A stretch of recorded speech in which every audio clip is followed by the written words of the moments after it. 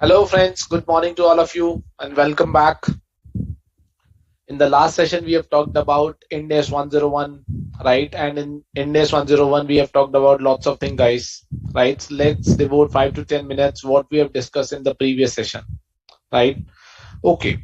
So in the previous session, guys, we have talked about the definition of who is a first time adopter, right? So what we have said, any company who adopts Ind AS for the first time is a first time adopter, right? And then we said, what is first Ind AS financial statement? First Ind AS financial statement are those financial statement which consist of an unreserved and an explicit statement that the company is complying all the accounting standard in its financial statements, right?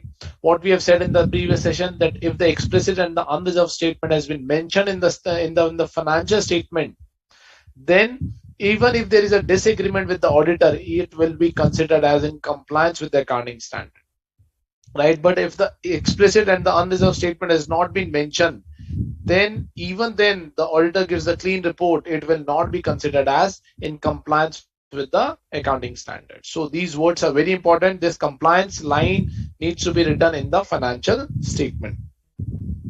Then we have talked about what is previous gap.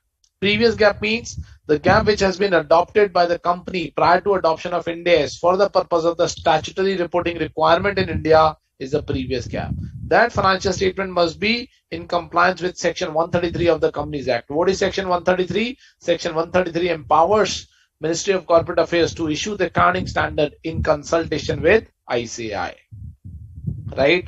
So I cannot say that my previous gap is IFRS. I cannot say my previous gap is US gap. I cannot say my previous gap is Irish gap. I cannot say my previous gap is any Thai gap or any other gap. My previous gap in India for the purpose of India's financial statement has to has a Indian gap only. Right? So now in this entire standard is applicable only in respect of the transition date, which is 1st April 2015 for the phase 1 companies, 1st April 2016 for the phase 2 companies. If any company is going for first time adoption of Ind AS, let's say 31st March 22, the transition date will be 1st April 2020 and this entire standard will be applicable on that particular date. Right? Then we have talked about the general principles of Ind AS. What is the general principle? That we will recognize all assets and liabilities as per Ind AS. For example, derivative, which is not supposed to be recognized in the previous gap. De-recognize of all assets and liabilities as per Ind AS. Reclassify all assets and liabilities as per Ind AS. And measure all assets and liabilities as per Ind AS, which is nothing but fair valuation. Correct, guys?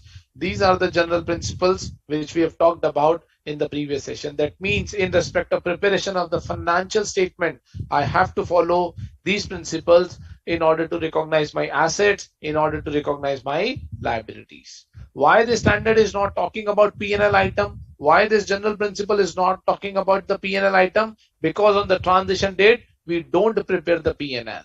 Because on the transition date, we don't prepare the OCI. Because on the transition date, we don't prepare the cash flows. Right? That's why the standard is not talking about, or this general principle of the standard is not talking about P&L items or the cash flow items. Right, guys? Then we said accounting policies. Accounting policy must be consistent. For example, inventory valuation. Correct? We have talked about in the previous session that FIFO for first year, FIFO for next year, and FIFO for third year. It cannot be possible that for first 2 years I am using the FIFO method and in third year I am changing from FIFO to weighted average method. The accounting policy needs to be consistent across those 3 years, guys. Right? And we also took the example of depreciation. Depreciation method can be different because change in the method of depreciation is not an accounting policy, it's a change in accounting estimates. Right, guys? Okay. Now let's move on. Then we have talked about optional exemption. Right? There are multiple optional exemption. I believe 21 optional exemptions are there. Right? We have talked about business combination. So what is the principle of this optional exemption? First, it is a choice.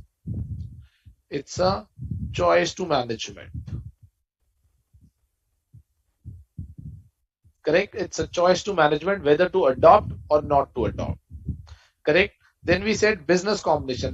What we need to do the fair valuation, the transition date, and move on in your life. That is the base principle of the optional exemption. Business combination, we need to apply Ind AS 103 retrospectively. This is the premise. But what is the exemption? Do not restate past business combination or restate from a particular date. It's a choice available to the management. Right? Past business combination. Insurance contract, apply Ind AS 104 only from the transition date. Share-based payment, Ind AS 102 is applicable in this case. Ind AS 102 is saying that we need to apply Ind AS 102 retrospectively. But 101 came into the picture, and 101 is saying do not recognize the ESOP which has been vested prior to the transition date. Correct? PP exemption, very critical exemption. Either to go for fair value or carrying value. What is the premise? Premise is that we need to apply Ind AS 16 retrospectively. We need to do componentization. We need to depreciate it based on the capital, based on the component accounting, and based on the useful life. Right? So what is the exemption? Either to go for fair value on the transition date or to go for carrying value on the transition date. We have discussed certain nuances of fair value and carrying value. If the company go for fair value, it is available for any item in the PPE that the company can do the cherry picking. But in case of carrying value, there is no cherry picking allowed. No cherry picking allowed. What is cherry picking? Cherry picking means if the carrying value exemption has been taken, then it needs to be applied on all the items, on all the classes. It is not possible that for some items I am applying carrying value and for another items I am applying another concept. That's not possible. Right? Cumulative translation difference, we said it is FCTR, foreign currency translation reserve account. Since we are building a new book, put it set to 0 and transfer the balance. Transfer the balance of FCTR to retained earning.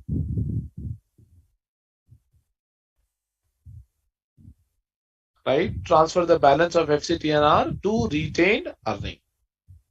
Right, guys? These are the exemptions, 5 exemptions out of 21 we have discussed in the previous session. I'm happy to answer your questions if there is any query. So Sairam has raised a question, sir, what is the latest accounting standard?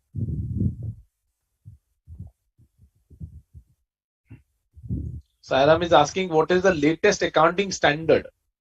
Latest accounting standard within Ind AS is Ind AS 116, which came from 1st April 2019, right? And it is possible that the ICA has also, the draft has already been issued for Ind AS 117, which is on the insurance contract, right? But the final standard needs to be issued by ICA in the due course. But as of now, Ind AS 116 is the latest accounting standard.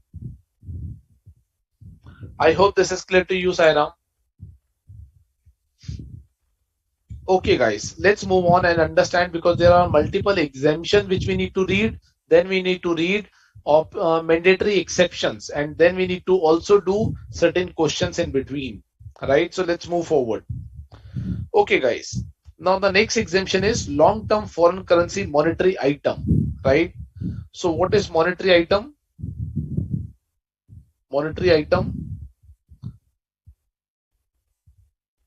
Foreign currency payable, foreign currency receivable, right? Long term. This needs to be long term. Example, long term loan, right? Long term loan. Now, guys, this is the concept of AS 11, which is Indian GAAP, right? Indian GAAP, para 46A, right? What this concept says, it says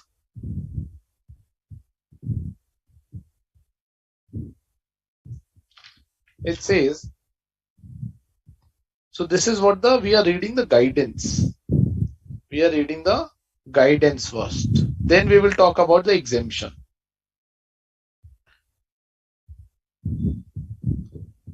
If the company has taken long-term foreign currency loan to import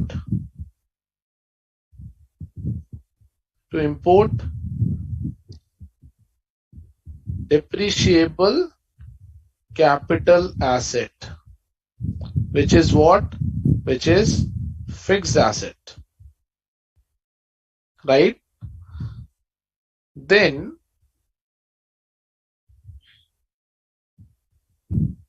the exchange difference can be capitalized, right? Or where such loan has been taken, where such loan has been taken for non-depreciable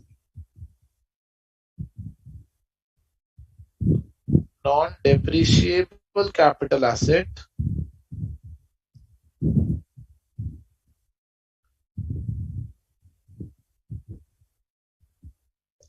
such exchange difference can be recognized in FCMITDA account, FCMITDA account, right? And will be amortized to P&L over the contract period. Correct? What is FCTMIDA account? It is foreign currency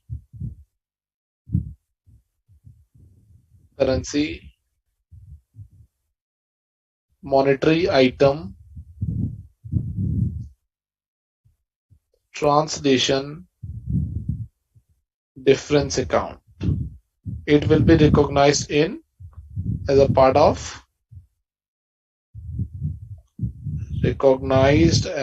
a part of reserve and surplus.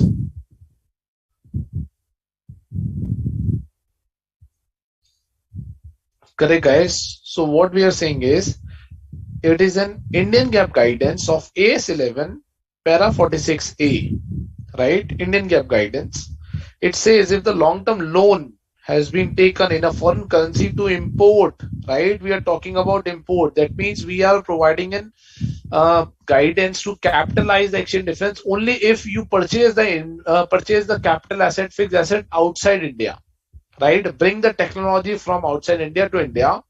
Then the company can capitalize the exchange difference in the value of fixed assets. Or if it is taken for non-depreciable capital assets, then such exchange difference shall be recognized in FCMITDA. FCMITDA is what? FCMITDA is foreign currency monetary item translation difference account, and it will be recognized as a part of reserve and surplus. In a nutshell, we are saying, अगर long term loan लिया है to import the fixed asset, तो the exchange gain difference हो रहा है long term loan पे, we can capitalize in the cost of fixed assets, right? और अगर long term loan लिया है not for fixed asset, for any other purpose which is not a depreciable asset, then it will be recognized in the reserve and surplus. This is what the guidance is, right? This is what the guidance is. Now guys, just think about it. If the company, let's say this is 31st March 2017, 31st March 2016, and this is 1st April 2015. Company was following Indian GAAP, and the company is adopting Ind AS during this period.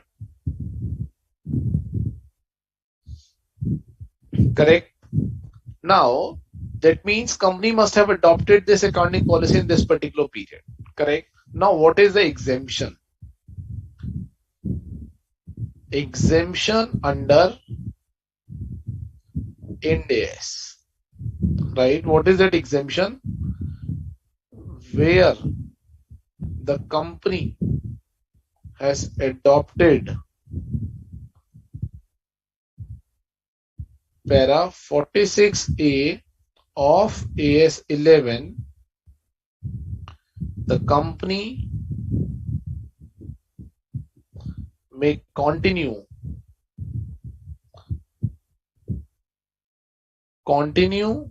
such policy, right? Such policy till when? Till this period. That means company will continue to apply this policy till this 31st March 2016, right? Then the company will continue such policy to the immediately preceding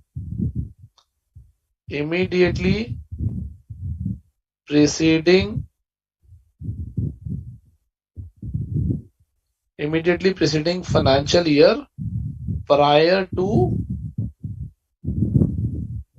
first time adoption of Ind AS.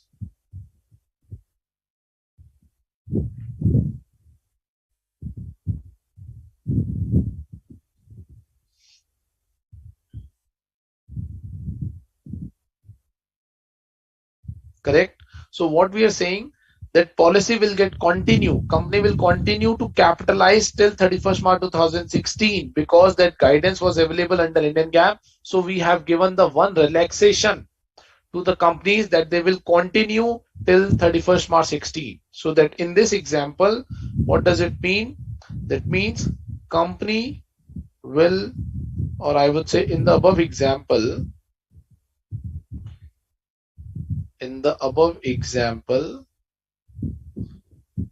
company will continue to capitalize Forex till 31st March 2016. Right? This is the meaning of this exemption, guys. Now let's do one example. Question number 12, page number, what's the page number? Page number is 6.22. Y Limited is a first time adopter of Ind AS. The date of transition is 1st April. So Y is a first time adopter, right? Transition date is 1st April 2001. On the date of transition, there is a long-term foreign currency monetary liability. That means long-term loan of rupees 60 crores. Correct? Which is $10 million converted at an exchange rate of 21.60. Right? It's $10 million converted at an exchange rate of US $1 is equal to 21. I think this is 21.60. I'm not sure some misprint is there or not. Let me recheck in the soft.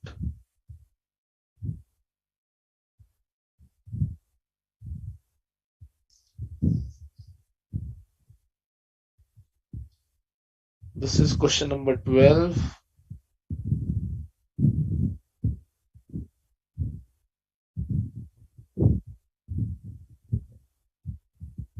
It is $1 21.60. I'm not sure. It should be 60, right? It should be 60. I think this is 31st March 2001 to my mind. 60. Right? The accumulated exchange difference on the date of transition is nil. So Forex is nil. Right? Since Y Limited is following AS 11 notified under Companies Act, right, and has not exercised the option of para 46 or 46A, right? AS 11 company was following, not adopted para 46 or 46A. If they have not adopted, that means this forex, that means forex must be charged to P&L because exemption is to capitalize. If they have not adopted, that means company was charging it to the P&L. The company wants to avail the option under para 46A of AS11 prospectively or retrospectively on the date of transition. Now the company is evaluating whether they can capitalize the forex. Company is evaluating to capitalize forex either prospectively or retrospectively, right? And what is the exemption, guys? If the company has adopted para 46 or 46A under the previous gap, para 46A of the previous gap, then the exemption is they can continue such policy in the immediately preceding financial year prior to the first time adoption, right? But now in this case, what is happening? Company has not adopted para 46A of AS11. So can the company continue? Company cannot adopt para 46A under Ind AS. Company cannot continue the guidance or the capitalization under Ind AS. So what should be our answer?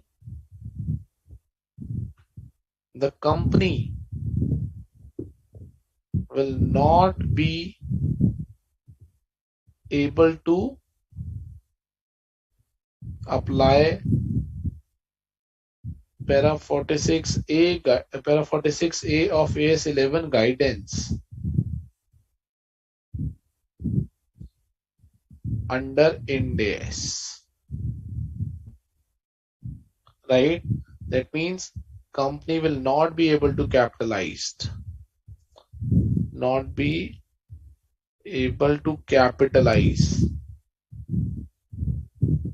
forex gain or loss either prospectively or retrospectively.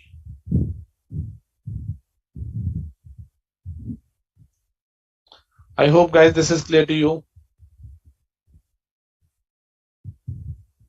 Right? What we were saying is exemption is very simple. First, we need to understand what is the guidance. Guidance is to capitalize the forex.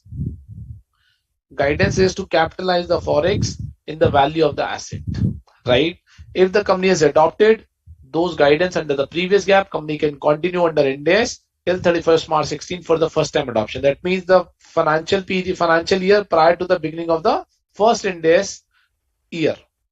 Right? But in this case, they have not adopted, so they will not be able to apply or continue with the guidance, right? Continue with the guidance of AS11 either prospectively or retrospectively. I hope, guys, am I clear on this particular aspect? Okay, let's take one more example. Question number 13. Page 6.23. X Limited is a first time adopter of Ind AS. X Limited is a first time adopter. Right? Date of transition is 2005. Let's say this is 1st April 2005. On 1st April 2001, right? Now we are talking about 2001. Let's say this is 2001. This is 1st April 2005, which is a transition date. Correct? On 1st April 2001, company has obtained loan, foreign currency loan of amount $1 lakh for 7 years. It has been exercising the option provided in paragraph 46 and 46A of AS11. Adopted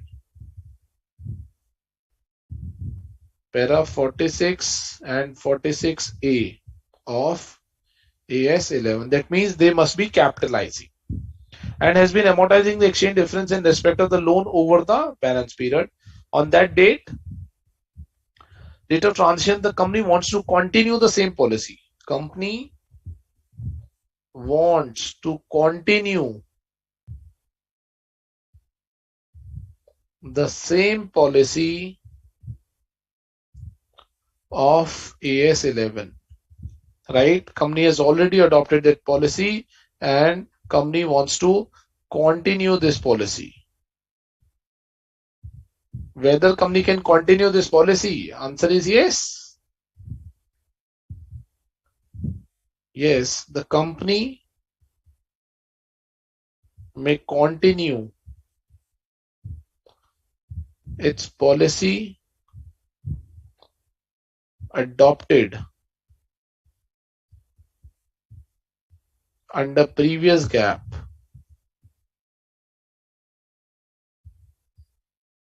as per para 46A of AS 11.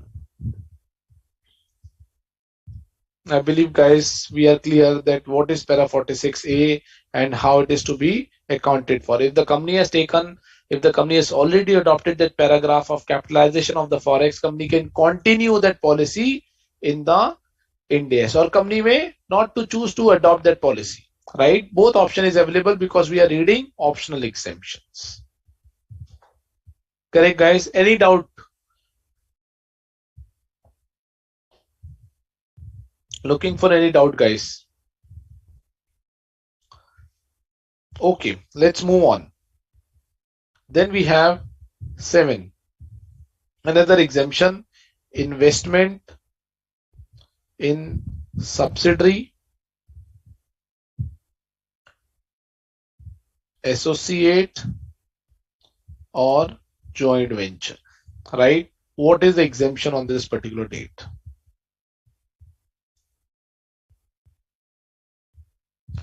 Right? At cost.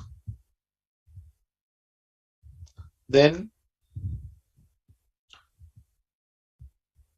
carrying value. Then fair value as per 109. And the fourth option is fair value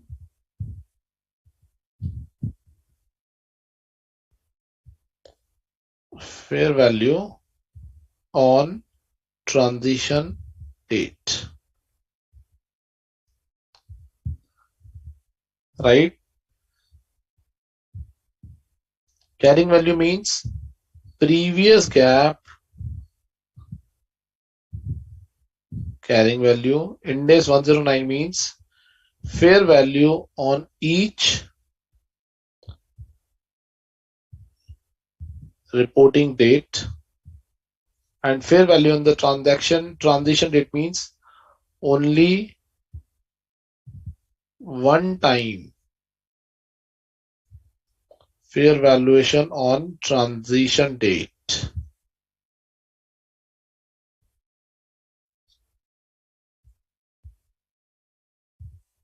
Such fair value shall be treated as deemed cost. Right? Such fair value shall be treated as a deemed cost. Jay Srivastava is asking how the foreign currency monetary liability created if the company adopts 46A, para 46. If the company adopts in question number 12, Jay, company is not adopting para 46. Right? Company is not adopting para 46. Then it will be charged to P&L, not capitalized. Right? And charged to P&L. Right? If a foreign currency needs to be computed, right? Let me explain. J query. Correct? Let's say I have taken a loan on 1st April 2015 and this is 31st March 2016. Correct? Loan is 1 lakh USD at a rate of, at that point in time, the rate is, let's say, 60. Right? So ultimately, I've taken a loan of rupees 60 lakhs. Right? And here the rate has been reached to, let's say, $65.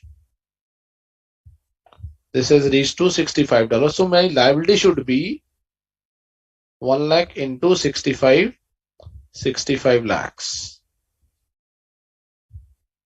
Right? That means there is an increase in the liability of rupees 5 lakh on account of Forex. Right? Now, how to deal with this?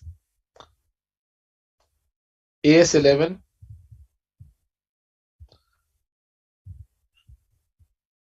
para 46A, capitalize.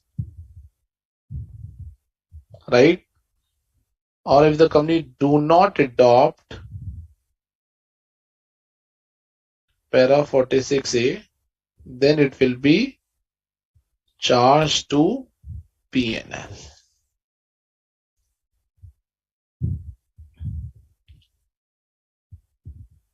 Correct? Now in this case, this exemption is only available till this point in time, right? Only till this point in time. After that, it will be always charged to P&L. After that, it will always be charged to P&L. It will never be allowed to be capitalized. Forex is never be allowed to be capitalized under Ind AS. Under Ind AS, except Ind AS 23, which is a borrowing cost principle, which is a separate standard. Right? So, Jay, I hope this is clear to you. Sairam has raised one point, sir, but capitalization of exchange difference is up to a particular period. Then what's after the treatment? After the treatment is P&L. It will always be charged to P&L. Forex is not supposed to be capitalized. Apply Ind AS 21. Ind AS 21 says that the Forex gain and loss needs to be charged to P&L. I hope, guys, Jay and both Sairam has also raised these queries. Are we clear, guys? Yes or no? How it is to be computed and how it is to be accounted for. Capitalized means added to the value of cost. Added to the value of fixed assets. Yes or no, guys? Jay saying yes, sir. Clear. What about Sairam?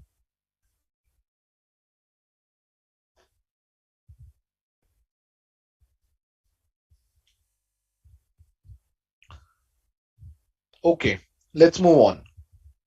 So now we were talking about the guidance of investment in subsidiary, associate and JV. At what value should I recognize on transition date? Right? Standard is saying either to go for cost. Now, sir, what is cost? Cost is very simple. What is cost? Purchase price. Purchase price plus directly attributable cost. Correct? For example, brokerage, commission, stamp duty,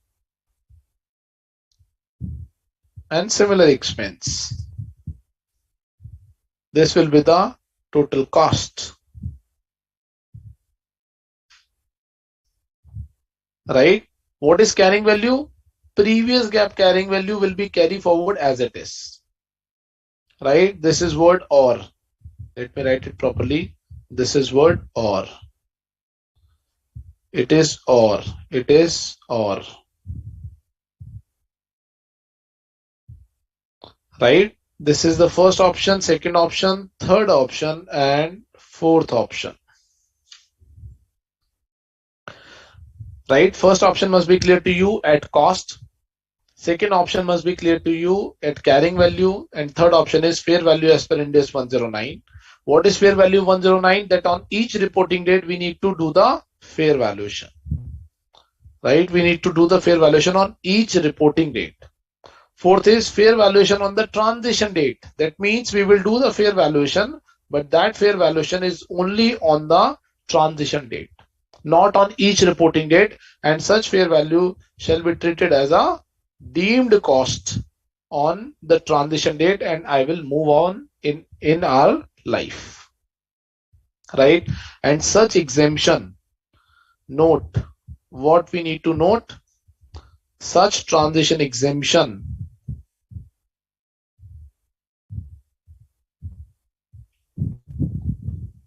such transition exemption is available on instrument by instrument.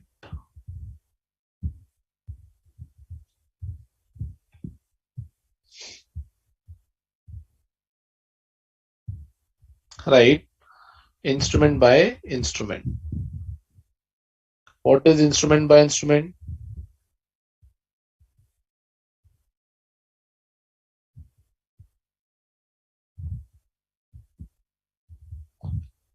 Investment in subsidiary 1, one instrument. Investment in subsidiary 2, another instrument. Investment in associate. Investment in JV. Right? These are all instrument by instrument.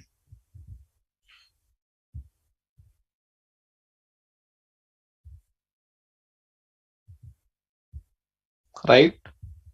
Okay, Saram has raised one point, sir. Can we create a reserve for the exchange difference? Okay. So Saram is saying, can we create a difference? Can we create a reserve for the exchange difference? So Saram, let me extend this guidance. Para 46A, where depreciable capital asset is purchased for import of fixed assets. Right? Here I am applying para 46A for purchase of non-depreciable asset. Right? Then I will take it to FCMITD account. Right? And then I will amortize over the period. Amortized over the period. Correct? And in this case, what I will do? I have added in the value of asset. It will be depreciated over the period. Result will be same. Depreciated over the period. I hope this is clear to you now.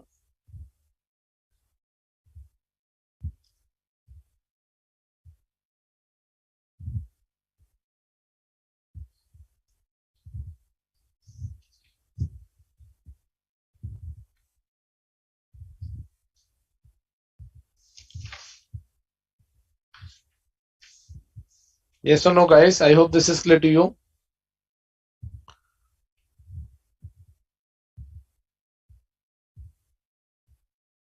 Okay, he's saying yes. And I hope the investment subsidy associate JV on the transition date, it must be also clear to you, right? I have tried to explain in a very simple manner that what is cost, what is fair value, and what is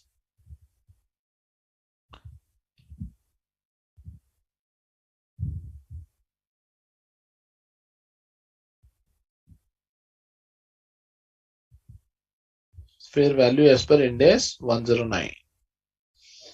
Correct, guys? Okay, let's take a quick question on question number 14.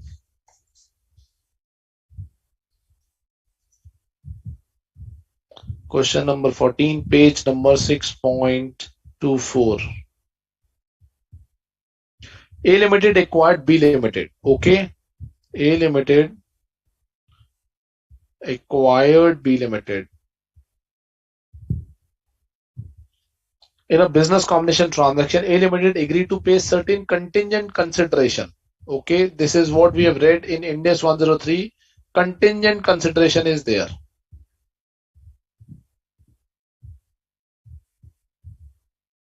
Contingent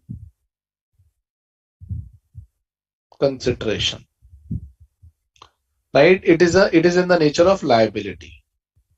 As a part of the investment in the separate financial statement, A Limited did not recognize the SAT contingent consideration since it was not probable. So under Indian GAAP, this will be not recognized. Right? A Limited considered the previous GAAP carrying value of investment as a deemed cost. So in A Limited, on transition date, which exemption? Previous GAAP carrying value. Right? In that case, does the carrying amount of investment require to be adjusted for this transaction? Right? So what is the question? A Limited has acquired B Limited in a business combination transaction.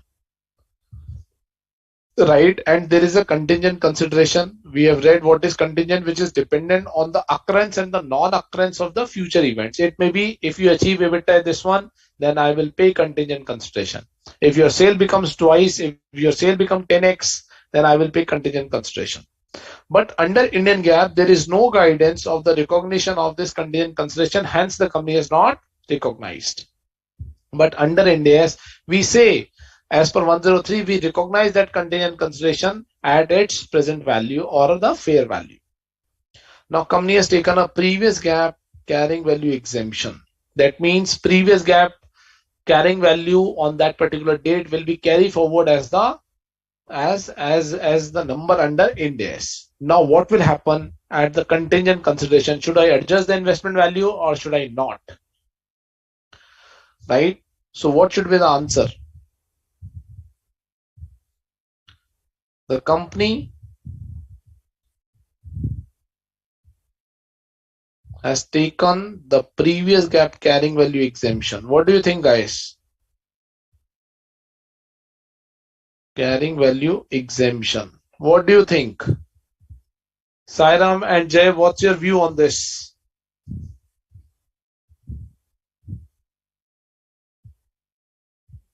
Right? If the carrying value exemption has been taken, then no adjustment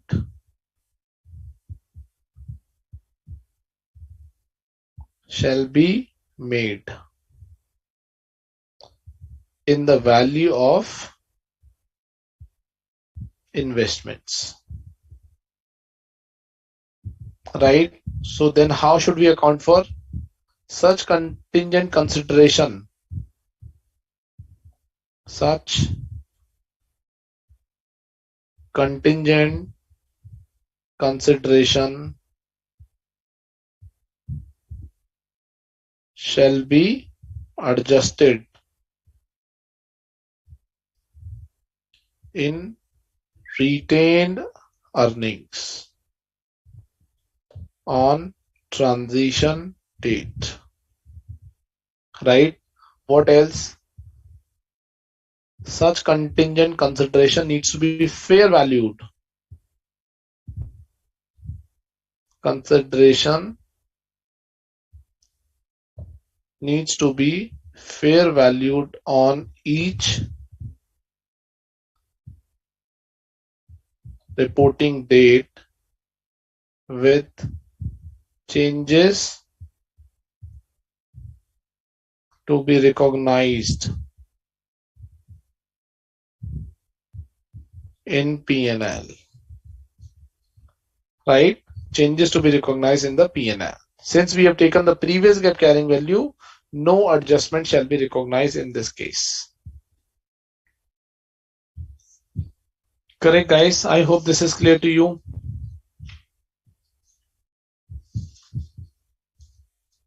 This is page number 6.24. Let me know if there is any doubt, guys.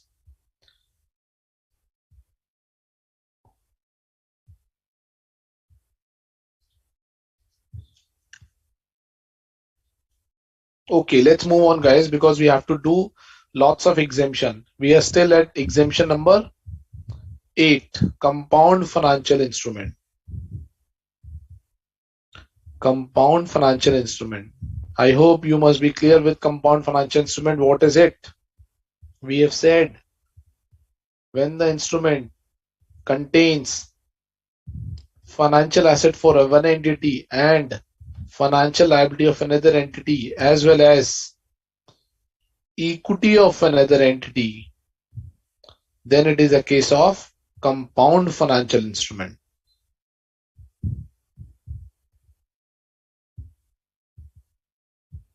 Right?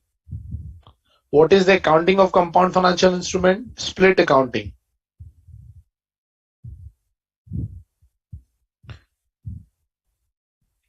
Accounting guidance as per Ind AS 32. Right? What is the accounting guidance? Split accounting. Split accounting. That means total proceeds minus present value of liability, then the residual will be assigned to equity.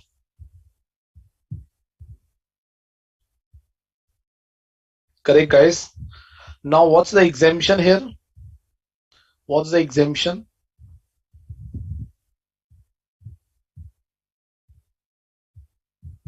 Exemption is where in case of compound financial instrument,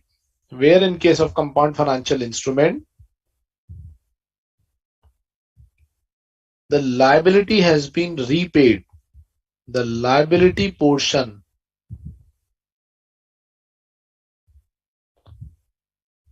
has been paid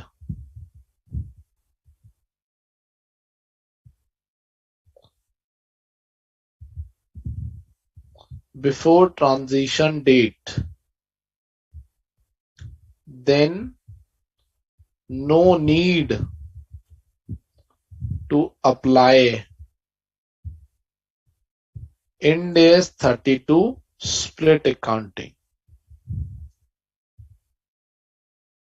Right? What we are saying, अगर ये जो liability component है, ये liability component ही मैंने pay कर दिया before the transition date, then there is no need to apply split accounting. Everything is equity then. This is what the exemption is.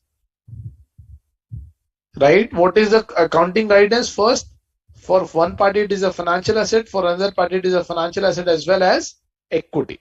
Right? What is the how to do this? Total proceeds minus liability is equal to my equity. And what is the exemption? Exemption is if the liability portion has been paid before the transition date, then it is no need to apply Ind AS 32 accounting. This is what the exemption is. Right, guys? One question has been given, illustration number 5. Right? This question largely pertains to Ind AS 32. Right? There is no role of exemption in this particular question because this is saying Ind AS 32 split accounting is not supposed to be applied. Right? Let's go to question number 15. Let's understand what it is saying. Page number 6.25. Can you guys read quickly page number 6.25, illustration number 15.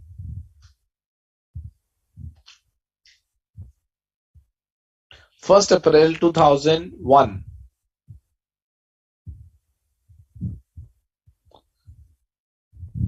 First April 2001, Sigma Limited issues 30,000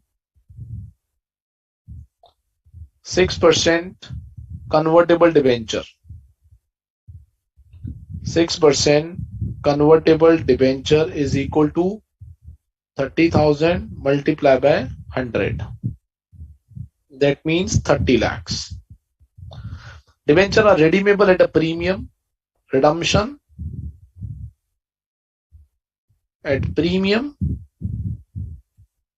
That means 30 lakhs multiplied by 110%. That means 33 lakhs.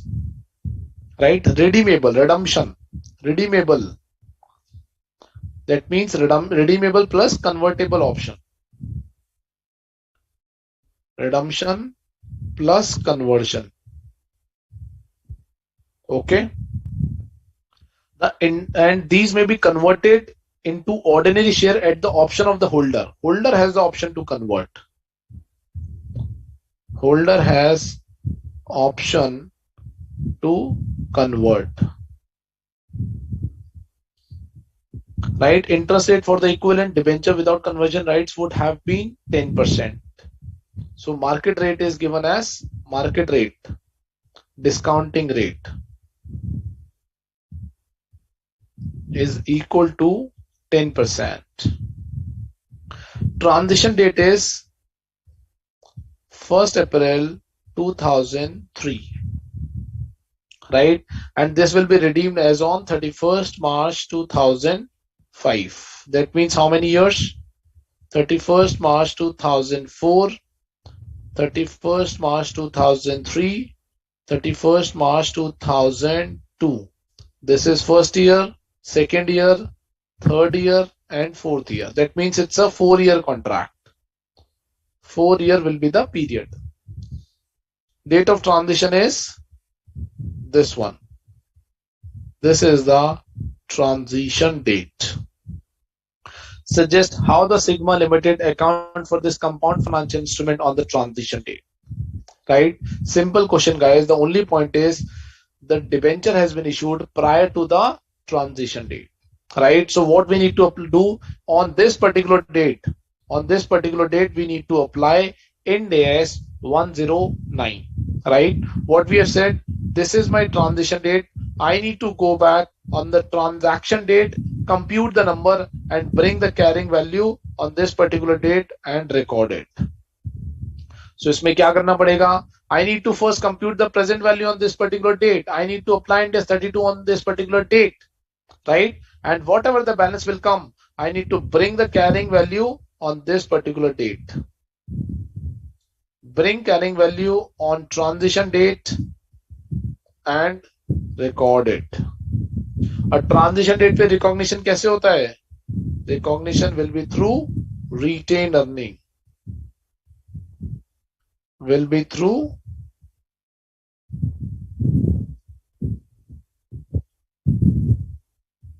retained earning. Are we clear, guys, with the question? Can you do this question at home? Simple question. Yes or no?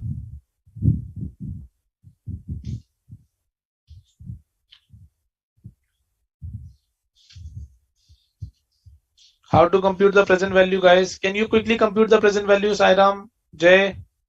How to compute? First, we need to pay interest.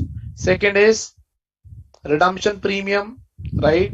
And the question is saying it is a compound financial instrument, right? We are not supposed to be evaluated. So that means conversion must be into fixed to fixed.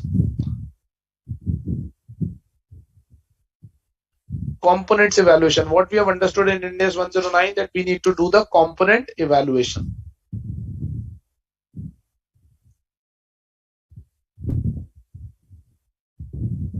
Component evaluation. What is the component evaluation? Redemption. It is financial liability. Principal redemption, right? Interest. Mandatory payable, financial liability. Conversion, right? Equity. Why I am assuming equity? Because it is given in the question, it is compound financial instrument, right? That's why this is compound financial instrument. I need to apply split accounting, right? What is the split accounting? Total proceeds.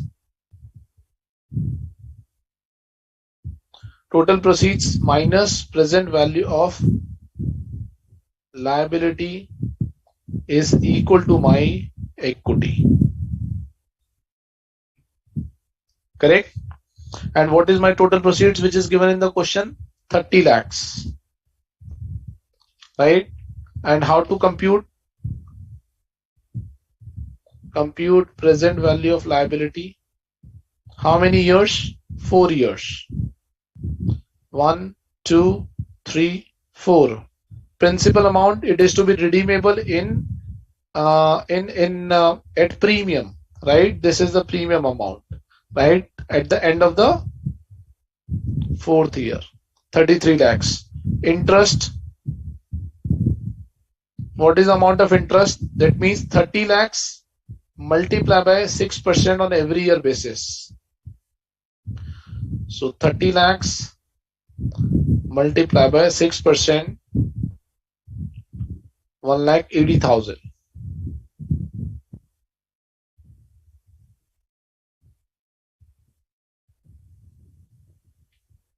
Right? Present value factor has been given,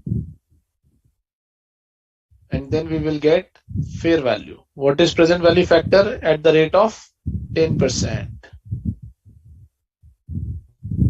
which is 0.91, 0.83, 0.75 and 0.68. Can you guys quickly compute the present value? Saram has computed the present value. He's saying 28,14,600 is the present value. How to compute? Through a shortcut. So this 33 lakhs multiply by 0.68 plus 1,80,000 multiply by the total of this, which is 0.91 plus 0.83 plus 0.75 plus 0.68, 3.17.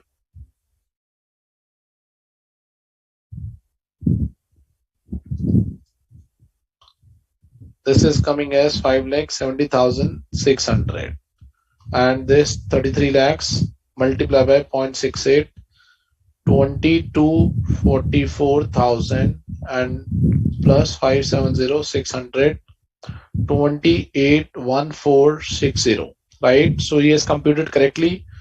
28 lakhs 14,600. Then what is my equity? 1,85,400. Right? If you look at the answer, how it has computed, slightly complex manner, but please stick to your basic concept what we have learned under Ind AS 109 and 32. Right? And now, so now what we are saying is my total proceeds is equal to 30 lakhs, right? Out of which this will be accounted as a liability, and 1,85,400 will be accounted as equity. On which date? On 1st April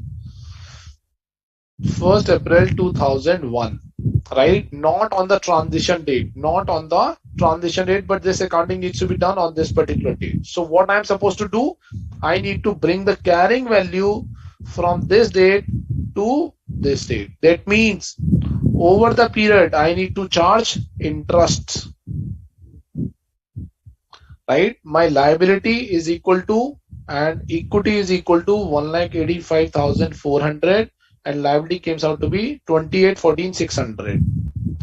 28,14,600, right? This will be 30 lakhs. Now equity is equity, it is never be reclassified, it is never be remeasured. But liability, I need to bring interest on this particular date, then I will be able to recognize my accounting entry on this particular date. Are we guys clear how to account for this thing? Right? So what I need to do, I need to build amortized cost. What is the subsequent accounting of the liability? Day one, fair value. Subsequent, amortized cost. Right? So how to compute amortized cost? Opening balance, addition during the year, plus any further loan given, minus any collection, plus any interest is equal to my amortized cost. So what I need to do, I need to build amortized cost principles, right? Computation of amortized cost. Computation of amortized cost of loan, right? So this is my year 1, 2, 3, 4. Opening balance, interest, payment, and is equal to my closing balance. What is my opening balance? My loan amount as on the transaction date is 28 lakhs 14,600. Do I need to accrete interest? Yes, I need to accrete interest. Guys, can you compute interest quickly at the rate of 10%? So this will be 28, 14, 60. And every year I will be making the payment, right? 6% face value. So that means 1,80,000 rupees I will be repaying.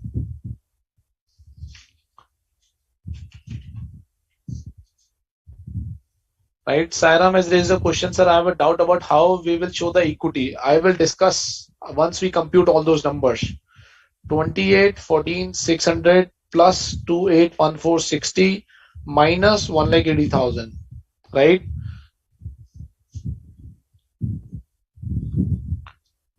Right.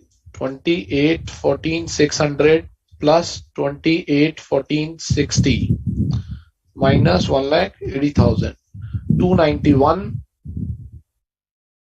6060, right? Then 291 6060.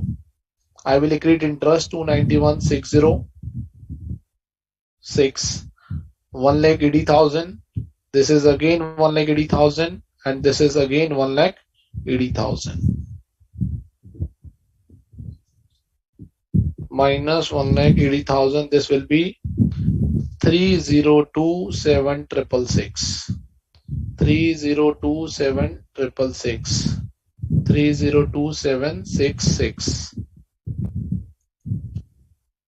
Right, minus 1,80,000. 315,0432. 315,0432. 315,043. That means minus 1,80,000 rupees, and plus we need to pay 33 as well. 33 lakhs, right? So 315,0432 plus 315,043 minus 33 lakhs and minus 1,80,000, right? So there is a delta which is coming 1,45,25 because of rounding of principles, and this will be 0. So I should say 315,043 plus 14525 is equal to 329,598, right? How I have computed this number? This is a difference on account of rounding off. Rounding off of discounting factor.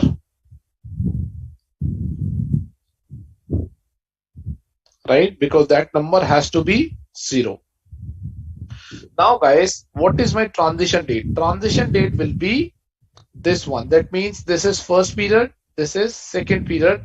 That means this will be my transition date. That means I need to accrue interest in my books of accounts on this particular date.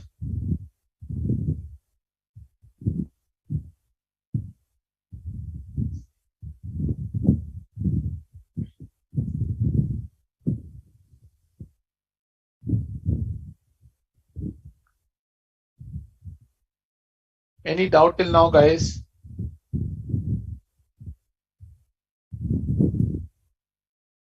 Right. So what is the total of this number? 281460 plus 291,606, which is 573.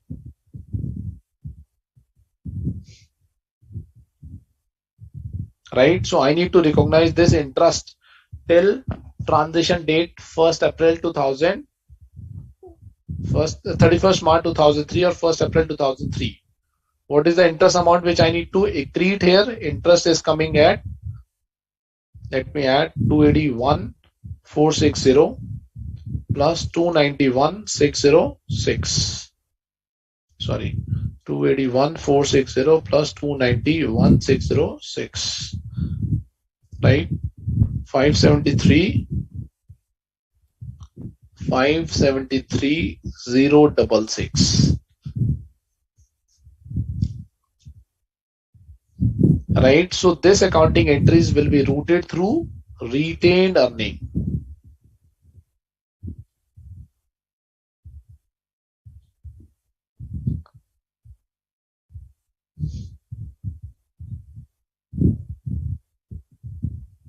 Correct, guys? This accounting entries has already been done by the company as a part of liability. So I need to transfer 1,85,400 to equity on the transition date first of all.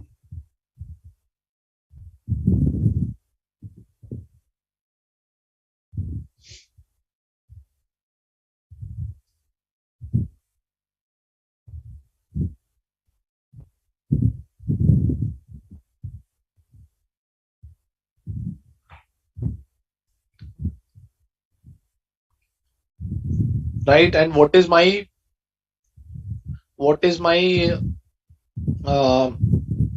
amortized cost? This is my amortized cost on the transition date, 302,766.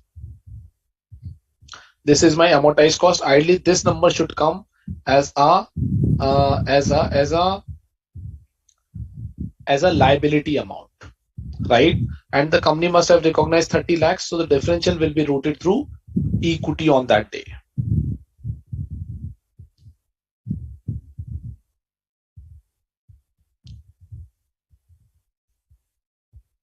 So one person is asking, Jay Srivastav is asking, exemption implication on the CFI. So exemption is, so this question is actually not based on the exemption. This question is how to compute the numbers or how to compute the debenture value where the transaction has taken place before the transition date. Then we are just only trying to say that how the number needs to be computed in respect of the retained earning. Right? Sairam is asking, sir, how do you compute the calculation of 573066? This is the total. This is the total for 2 years. 573066.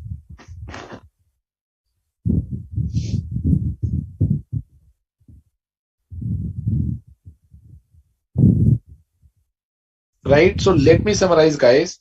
On 1st April 2001, right, under Indian GAAP, company must have recognized a debenture liability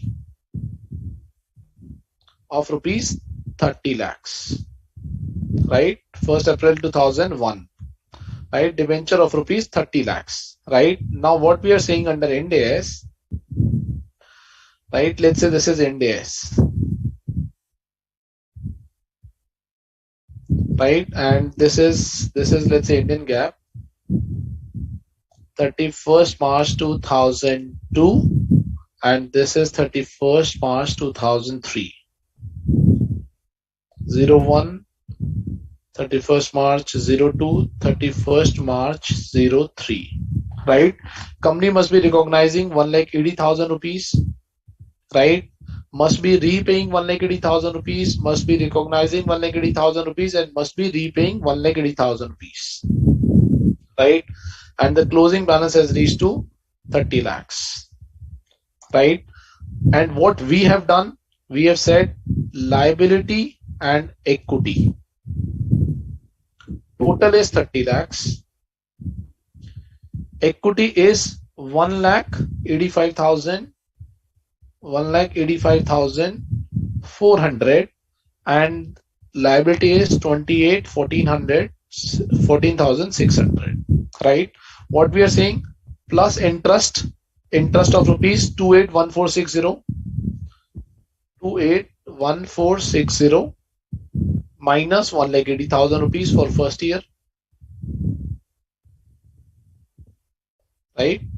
And then we are saying accrued interest for second year is 291,606, 291,606 minus 1,80,000 rupees, which is the interest and the repayment of next year. What is my amortized cost, which will come here? This will be my amortized cost, 3027,666. 3027,666. Right? Equity will remain equity as it is, no change in the equity. So the total amount reaches to 185,400.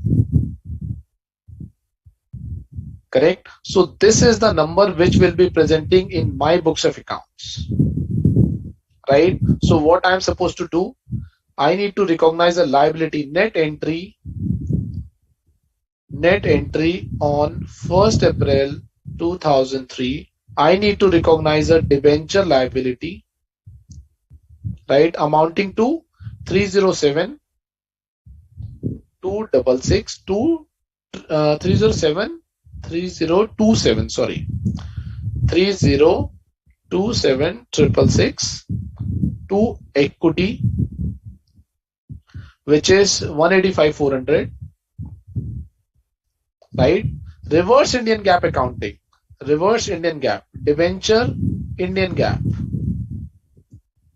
This is Ind AS, right? Debit इसको कर दिया, ये कितना number था, 30 lakhs rupees का, right? That means there is a delta which has come up. What is the amount of delta? 302,766 plus 185,400 minus 30 lakhs, which is 2,13,066. 2,13,066. This will be recognized in retained earnings. So what I have done, guys, I have just computed the closing balance and the amortized cost of the liability and equity. I just need to recognize these numbers, right? And I need to reverse this accounting of Indian GAAP, right? Reverse this accounting of Indian GAAP, and the delta will be recognized in retained earning. So this will be the net accounting entry.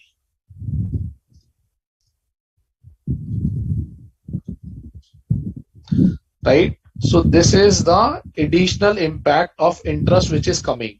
If you compute how it is coming, this is the delta of these numbers. If I do additional interest under Ind AS, additional interest under Ind AS, 281,460 plus 291,606 is equal to, we have computed this number, 573066.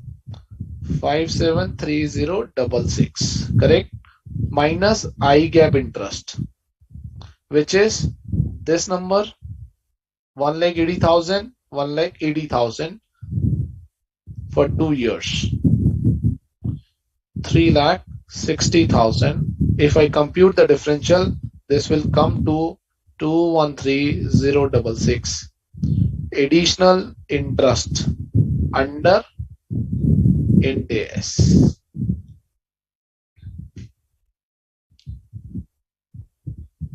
Are we clear, guys?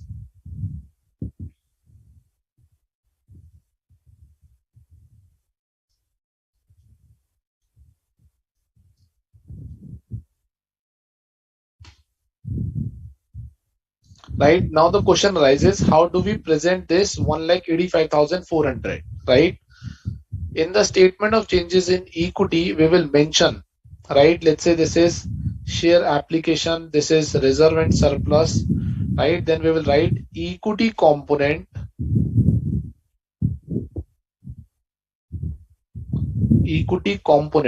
component of compound financial instrument, 6% convertible debenture, which is 1,85,400. This will be the total.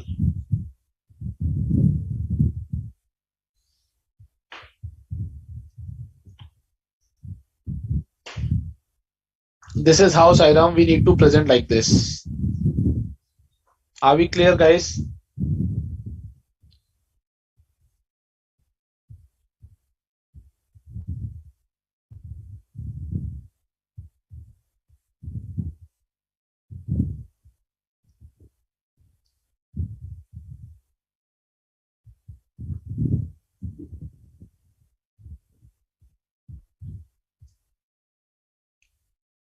Are we clear, guys? How do we need to compute? The only point is what we need to just see.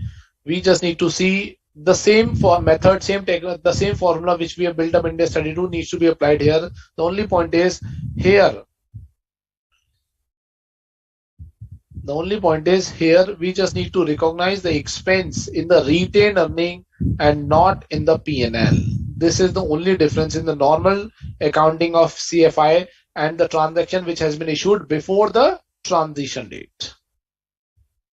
Right, but this question is not in respect of the exemption of Ind AS 101. This is the plain vanilla accounting of Ind AS 32 but before transition date.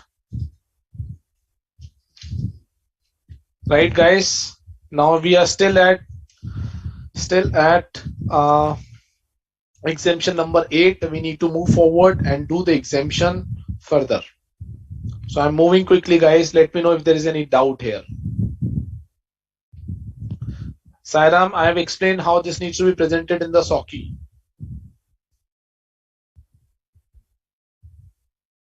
Right? I hope this must be clear to you.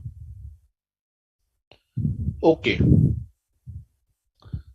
Now, ninth exemption, which is fair value measurement of financial assets and financial liability. Right? It simply says recognize at fair value on transition date based on facts and circumstances exist on transition date. Right? Simple exemption. 10th is decommissioning. Decommissioning liability. Right? Now the standard is saying, so let me explain this. Let's say this is 1st April 2010. This is 1st April 2015. This is the transition date. This is the transaction date.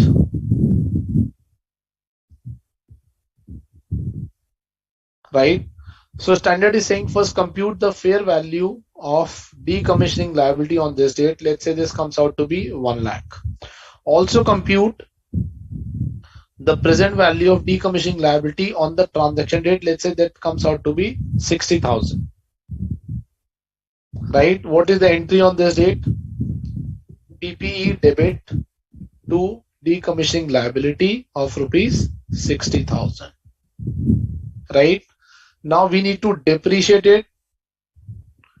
Depreciate. Let's say the carrying value reach out to be 40,000. So depreciation is equal to 20,000. Correct? Now since this is the present value, I need to accrete interest. Right? Let's say interest has reached out to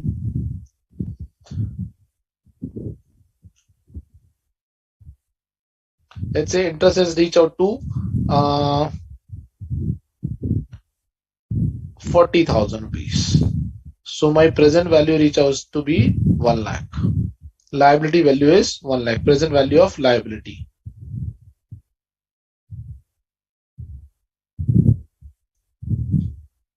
Correct?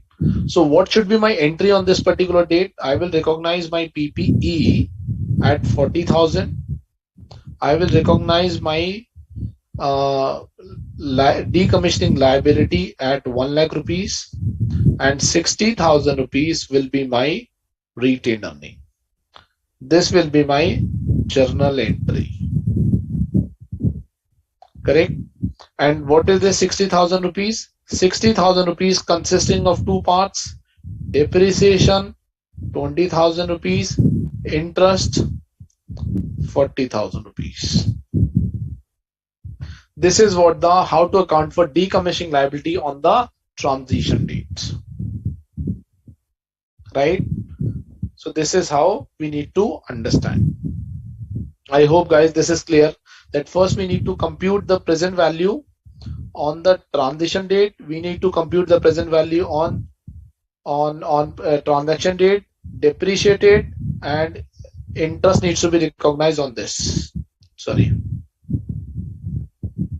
this is interest, right? So what are the steps? Step 1, compute fair value of decommissioning liability on transition date. Step 2, compute present value of decommissioning liability on which date? On transaction date.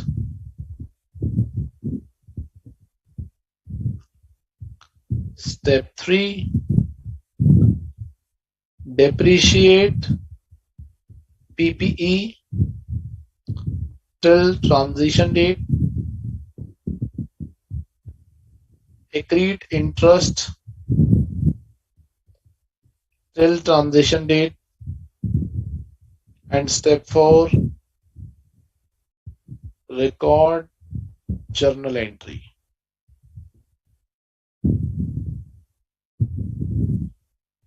Correct, guys. This is what the decommissioning liability.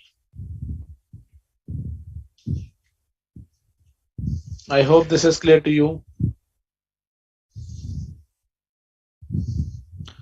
Next exemption is designation of financial instrument, right? Designation mean company can designate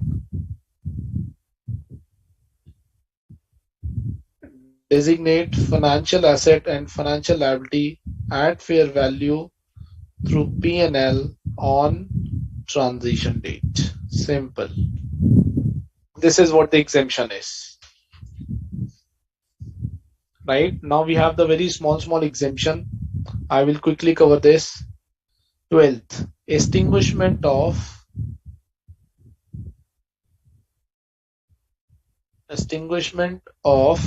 financial liability with equity.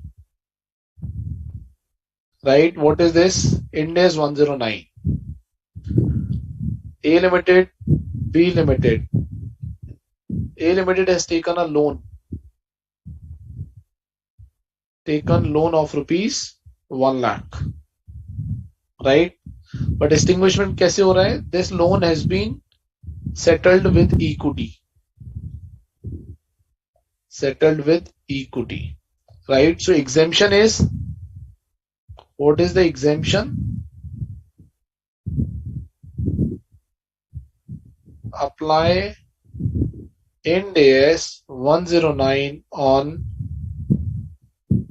transition date. Apply Ind AS 109 on the transition date. This is what the exemption is.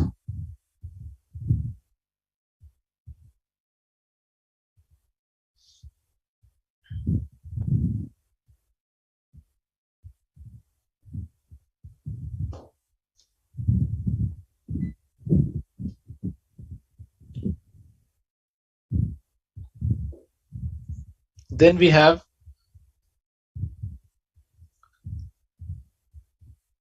severe hyperinflation. Ind AS 29. Right?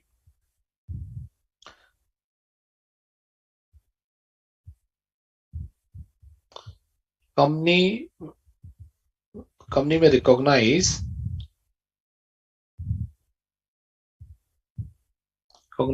its assets and liability at fair value after the normalization of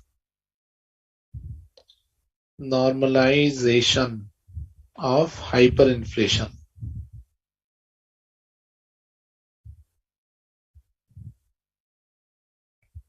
Correct. Then we have leases. This is 14th.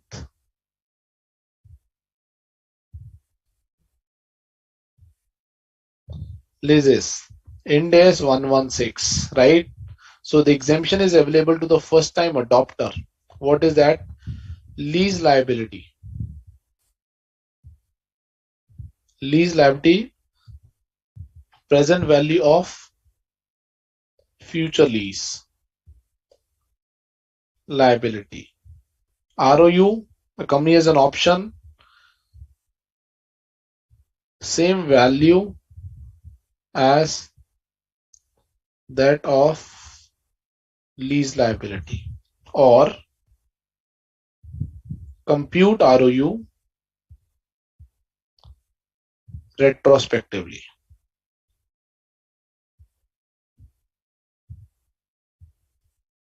Right? And what is the exemption for discount?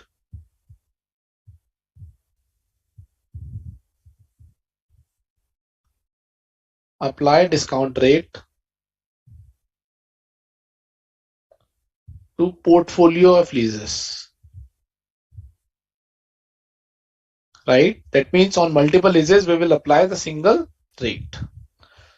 So this is similar to the modified approach, guys, which you must have read under Ind AS 116, that lease liability compute prospectively, right? This is prospective. This is also prospective. This is retrospective. Correct? This is lease liability exemption.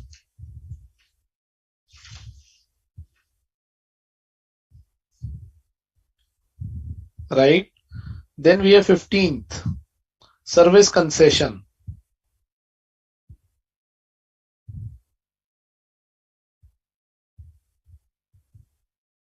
Service concession arrangement, Ind AS 115. It says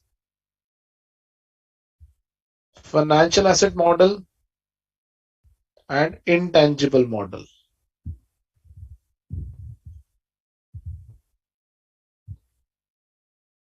Right? Or mixed model, hybrid model. Correct? What is the exemption? Applied retrospectively, first of all.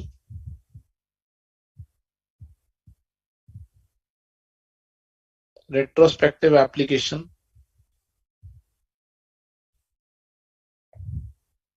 Right? What is the exemption?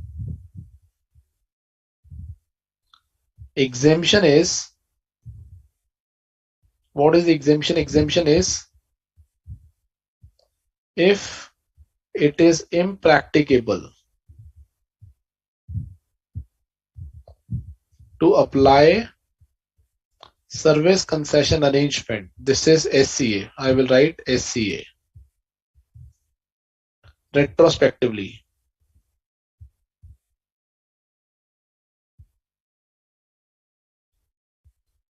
Company may apply this prospectively. Right? That means previous gap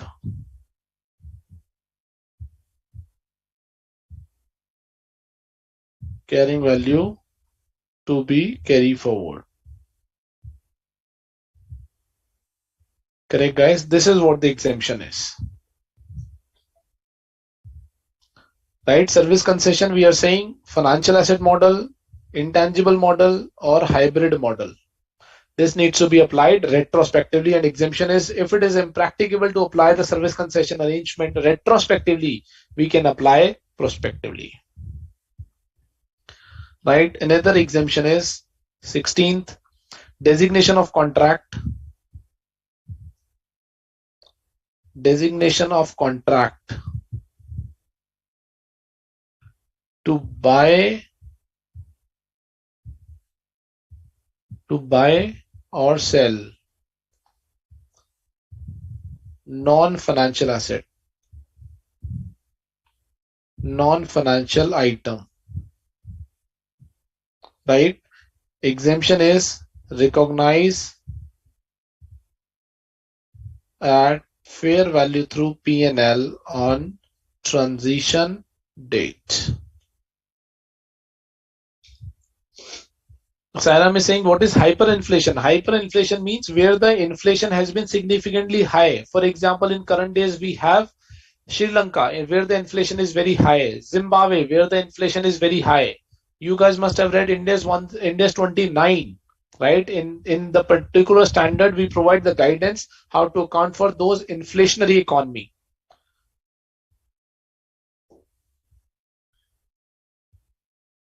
right?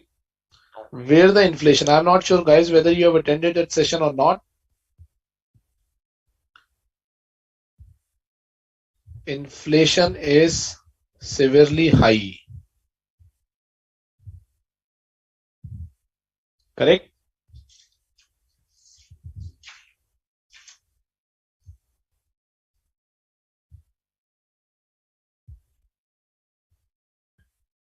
Then we have 17, stripping cost,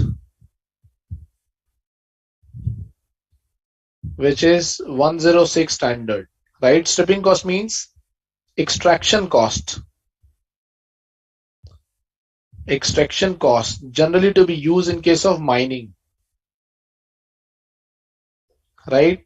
106 says apply standard retrospectively.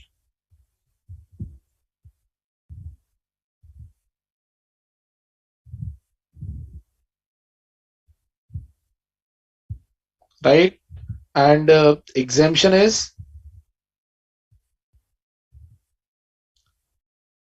apply prospectively. Right? This is only a gameplay of prospective and retrospective application. Correct, guys? Simple transition exemption. For example, non-current asset held for sale. Right? Accounting is governed by Ind AS 105. What is accounting? Cost or fair value less cost to disposal.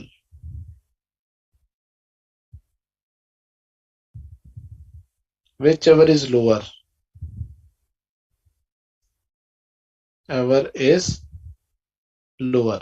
Right? Exemption is do accounting on transition date as per the facts available on that day.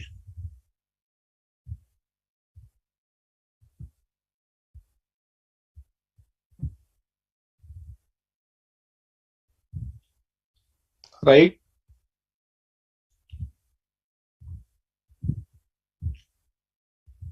Then we are saying 19th. So the entire exemption, if you see guys, it is only saying that do the accounting on the transition date and move on in life. Forget about the past, think about the future. Then we have assets, liabilities of subsidiaries, associate and joint venture. In this case, first is where the subsidiary become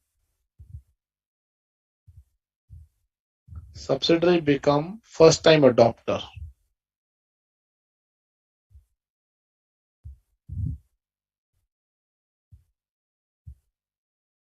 Later than parent. Right? That means parent पहले index लगा लिया है और subsidiary बाद में लगा रही है. Right? Let's say this is 1st April 15. Parent adopted index. Right? Let's say this is 1st April 19 or 18. Subsidiary adopted index. First of all, is it possible? Yes, it is possible where the parent is a company. Parent is a company and they have to follow MCA circular, and subsidiary is a NBFC and has to follow RBI circular. First of all, it is possible. Now guys, just think about it. Parent ने पहले adopt कर लिया, subsidiary बाद में adopt कर रही है Ind AS. But for the facilitation of the consolidated financial statement, subsidiary is supposed to provide its number under Ind AS for consolidation of the financial statement. Now there are two options. Option 1 for subsidiary. Option for subsidiary. Right?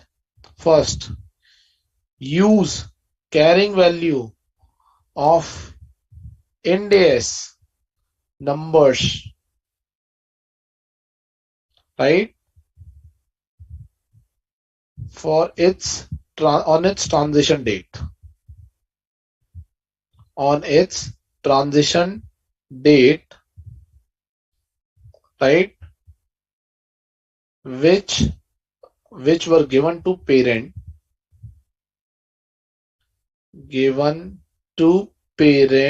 for consolidation.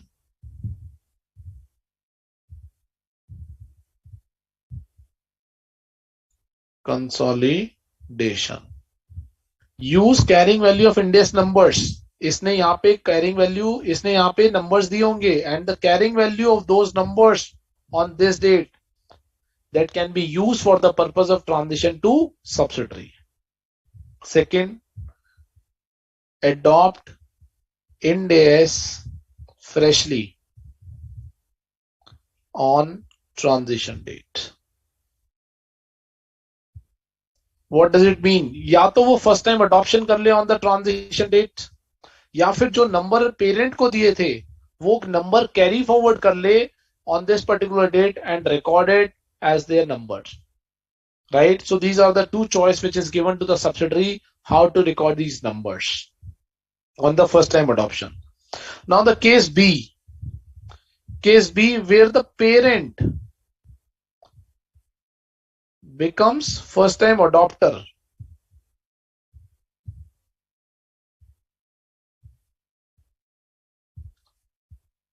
subsequent to subsidiary.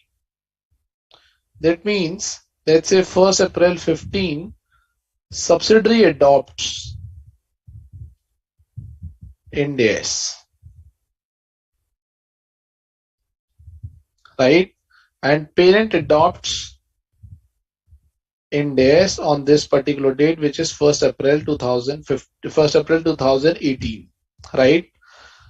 So what the subsidiary number will be, then the same number which has been used here will be carry forward. Carrying value of subsidiaries number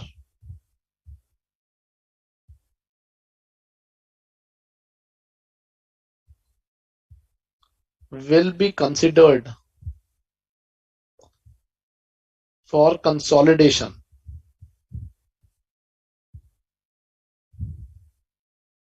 Right? So these are the two cases, guys, where the subsidiary adopts Ind AS after the parent adopts. Then subsidiary के पास दो choice है, या तो वो freshly transit कर ले from Indian GAAP to Ind AS, or the subsidiary can use the same number which he has used for the purpose of consolidation, which he has given to the parent company for the purpose of consolidation. That numbers can be used. So it's a choice which is given to the subsidiary for consolidation perspective. But where the parent adopts Ind AS subsequent to that, then the carrying value of the subsidiary number will be used for the purpose of consolidation as on transition date of parent. This is what the exemption is given under Ind AS 101. Correct? Then I will come to quickly on revenue, which is Ind AS 105. Right? So what we are saying is it is a case of retrospective application. Right? 115 is retrospective application. Right? So in this case, what we are saying, completed contract, no need to restate.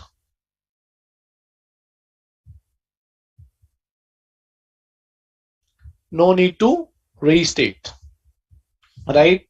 Then completed contract with variable consideration.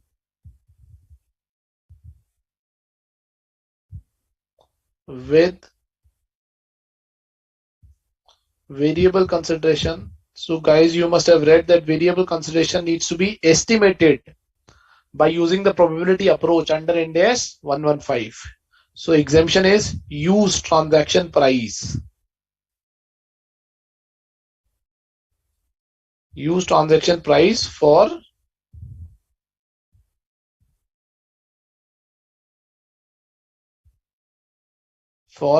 revenue recognition.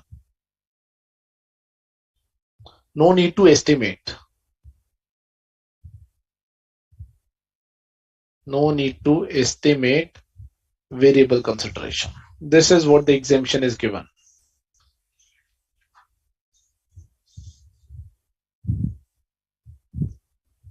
Right? Disclosure of allocation of transaction price into performance obligation before first reporting period.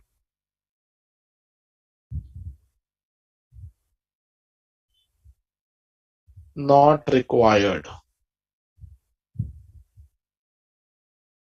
Right, guys? So Index 20 is saying that we need to apply Index 10115 retrospectively. So exemption is for completed contract, no need to restate. जहां पर variable consideration है, instead of applying the probability approach, we need to use transaction price. And disclosure prior to the first Index reporting year. Prior to that, no need to disclose the allocation of the transaction price into different performance obligation.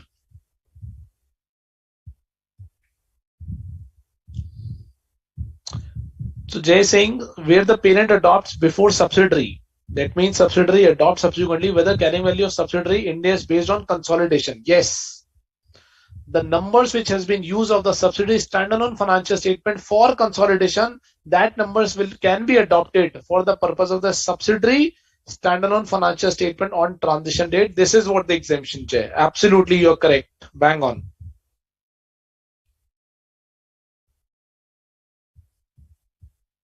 Okay, guys. Now let me take you through in respect of 21st exemption, which is the last exemption. Joint arrangement.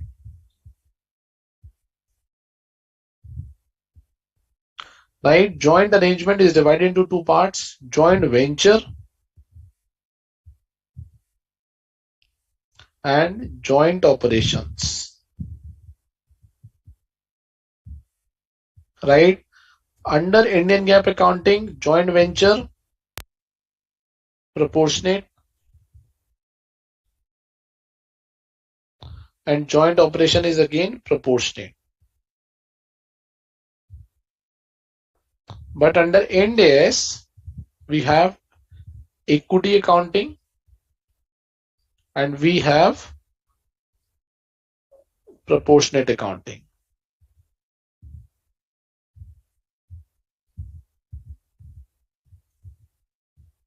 Right? So what we need to do on transition?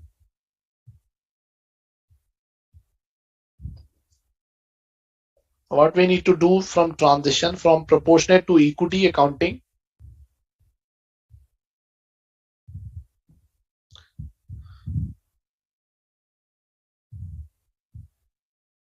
Derecognize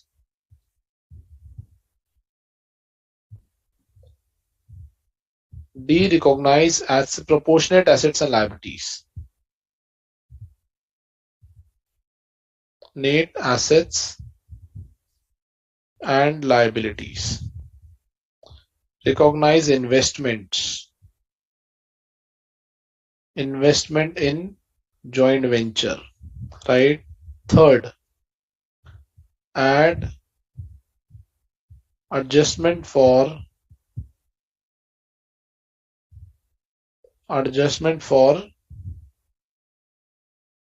share of profit and loss.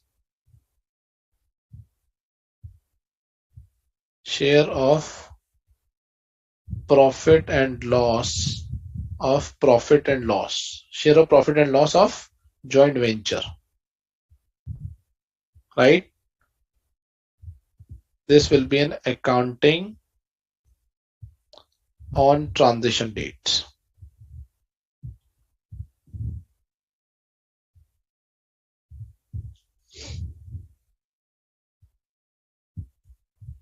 Fourth, where the proportionate asset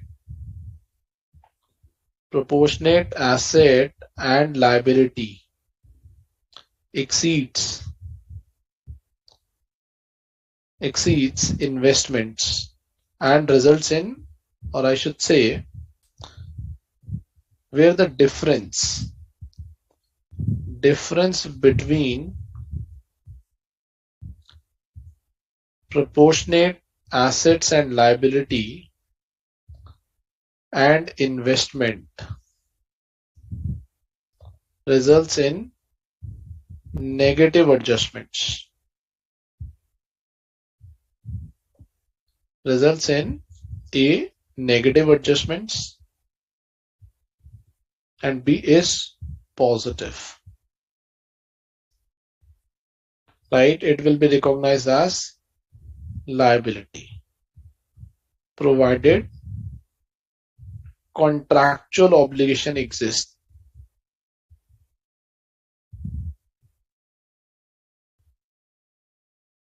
Right? A positive है, otherwise, or I should say otherwise, it will be recognized in retained earnings. Right? So we are saying simply, guys, there are two types of joint arrangement: joint venture and joint operations. Right? Joint venture, Indian GAAP mein, we were doing the proportionate accounting, that has been changed to equity accounting. Under joint operation, we were doing proportionate accounting. Now we are continuing with the same accounting.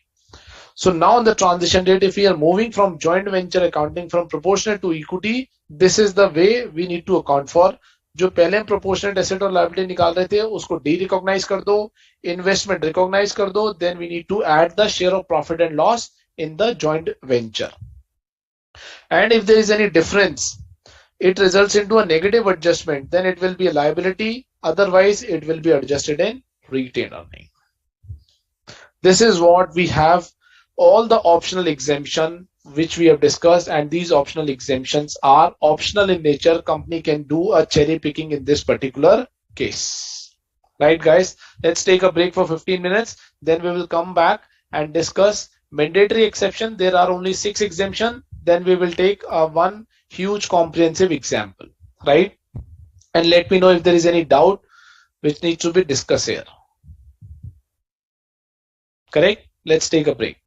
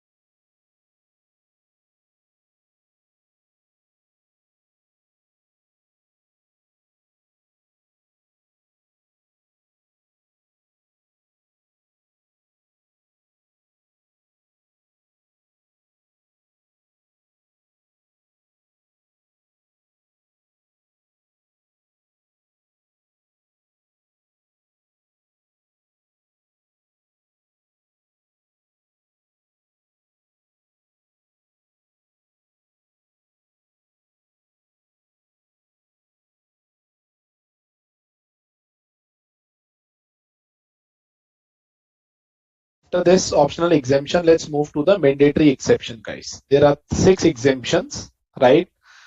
Let's understand those exemptions. Mandatory exceptions, right? That means, first of all, it is a mandatory for every company, mandatory for every first time adopter, right? No cherry picking. If the transaction exists, then the company has to apply this mandatory exceptions, right? Okay, what are those? First is estimates. Estimates. What are estimates? Example.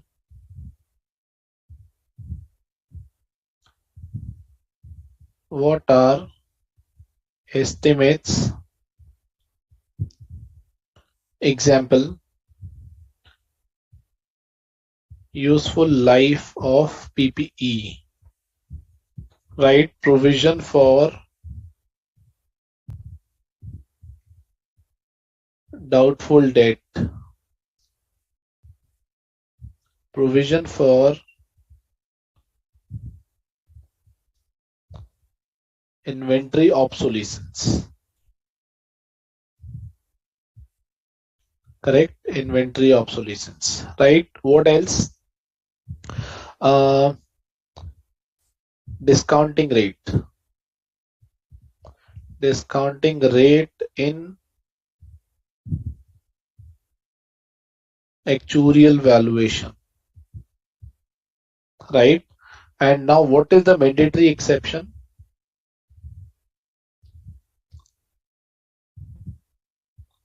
What is mandatory exception?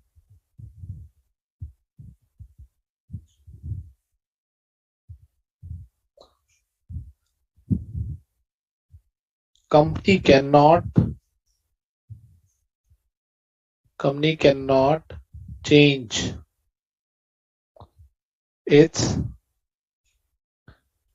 estimates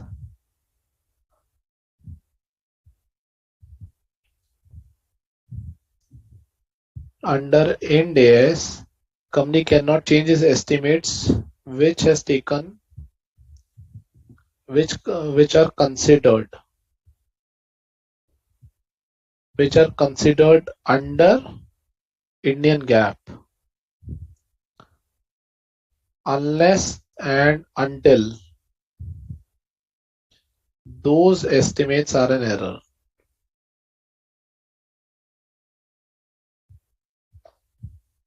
Right? So estimates can be changed only if it is an error, otherwise those estimates cannot be changed. Right?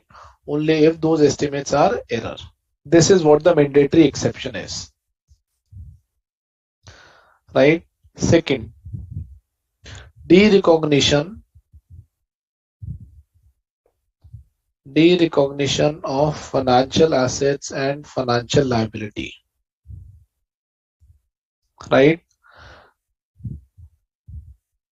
If financial assets and financial liability needs to be derecognized,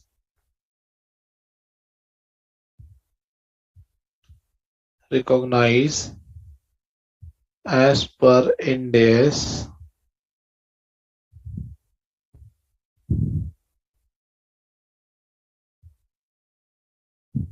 apply the principles on transition date. Apply the principles prospectively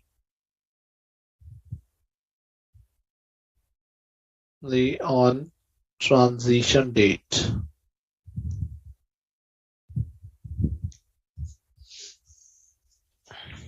Correct? This is what the mandatory exception is. Then we have hedge accounting.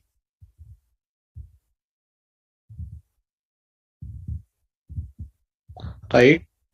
First point is apply hedge accounting on transition date only if Apply hedge accounting on the transition date only if the hedge was effective. Hedge was effective in previous gap.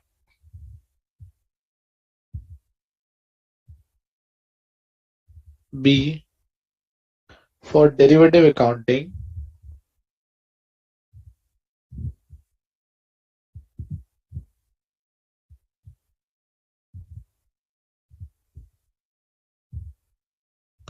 recognize such derivative at fair value on transition date.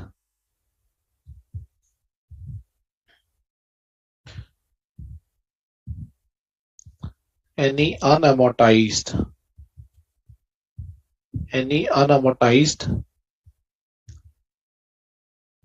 deferred related deferred asset shall be reversed through retained earning. Shall be reversed through retained earning. This is what the mandatory exception for the hedge accounting. Right, guys. Then we have non-controlling interest. NCI.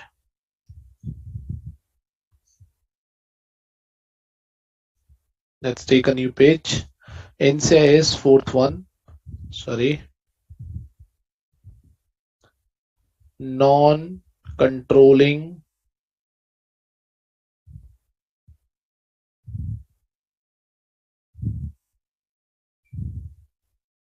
interest. Apply following principles prospectively.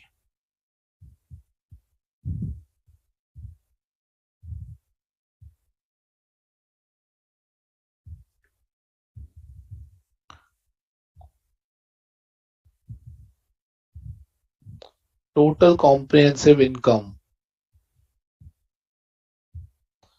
needs to be allocated to parent and NCI.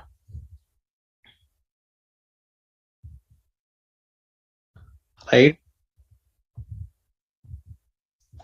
Account for change in ownership.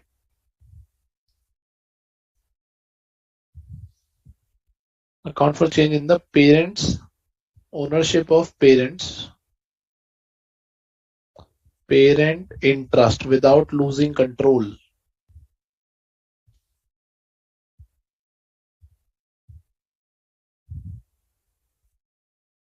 Right? So what we are saying here is,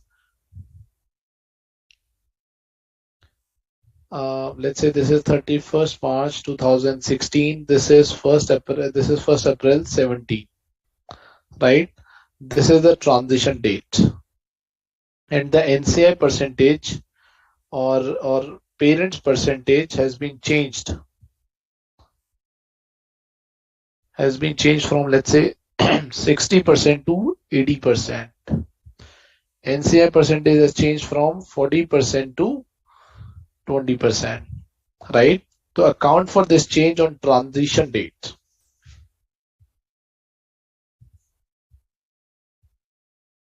exemption is, or I would say not exemption, exception. Exception is to account for such change on transition date.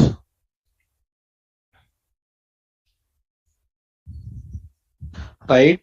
And C point is, if there is a loss of control, if there is a loss of control,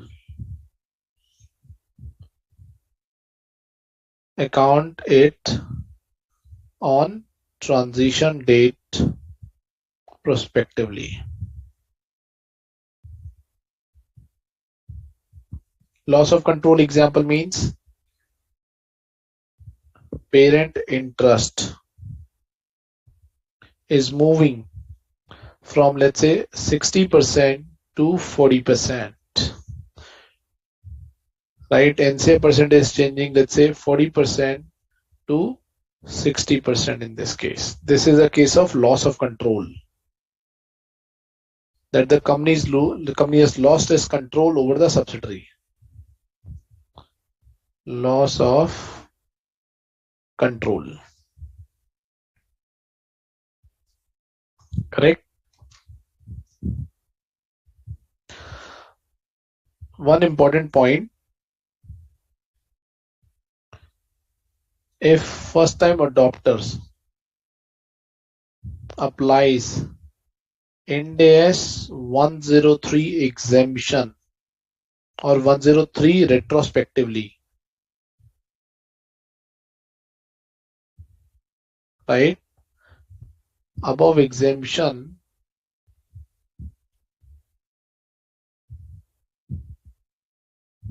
will not be available.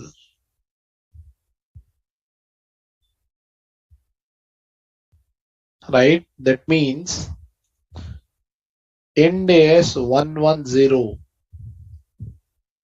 needs to be applied retrospectively. अगर 103 हम retrospectively लगा रहे हैं तो then Ind AS 110 भी retrospectively लगेगा. This is what the meaning of this exemption or exception. I should use the word exception. Correct? Now the next one is the small one, classification. Classification of financial assets and financial liability.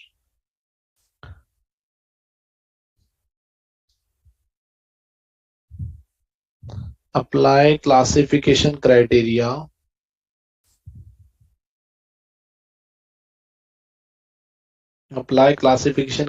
of Ind AS 109 on transition date. That means prospectively and not retrospectively.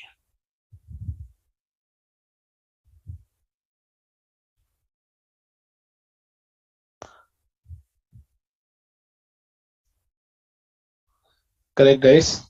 And then we have the last one. Okay, we have a couple of more, not last one. We have 7th as well. 6th, impairment. Impairment of financial assets, right? So apply Ind AS 109 ECL model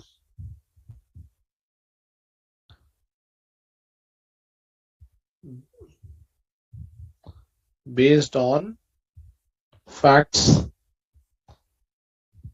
existing on transition date and prospectively.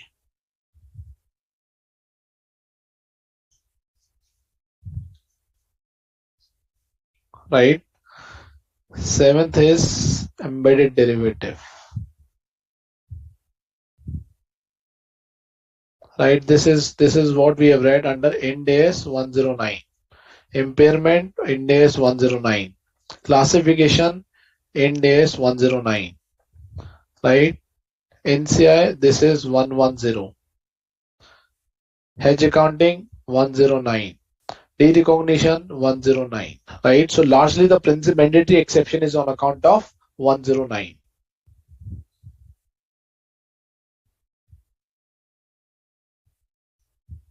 Right? We have talked about that under 109, embedded derivative needs to be fair value through P&L, right? Evaluate whether this needs to be segregated or not. Gated or not. What is the exception? What is the exception here? Such evaluation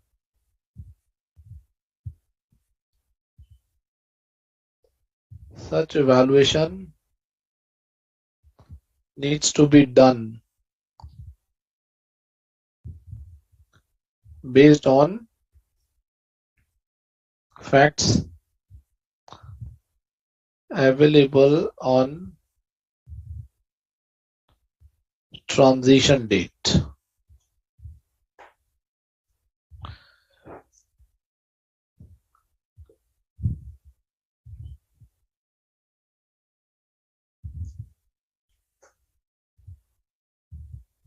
Right? Then we have government loan.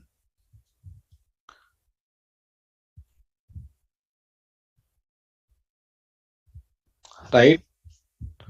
Interest-free loan, below market rate of loan, below market interest,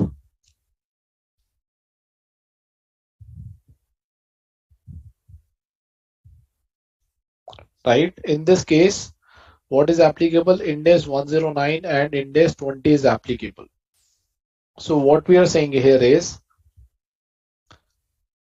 let's say this is 1st April 2015, this is 1st April 2010, right? Government loan is given on this date, 10 lakhs for 10 years, 31st March 2020, right? So this must be outstanding on this particular date, right? So Ind AS 109 and 20 is saying that we need to apply this retrospectively, but what is this exemption is saying? That we need to apply this principles prospectively. Simple. What is the mandatory exception is?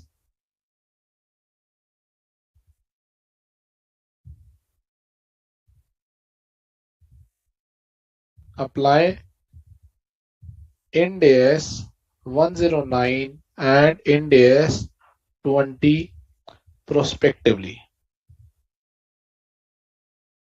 for remaining period.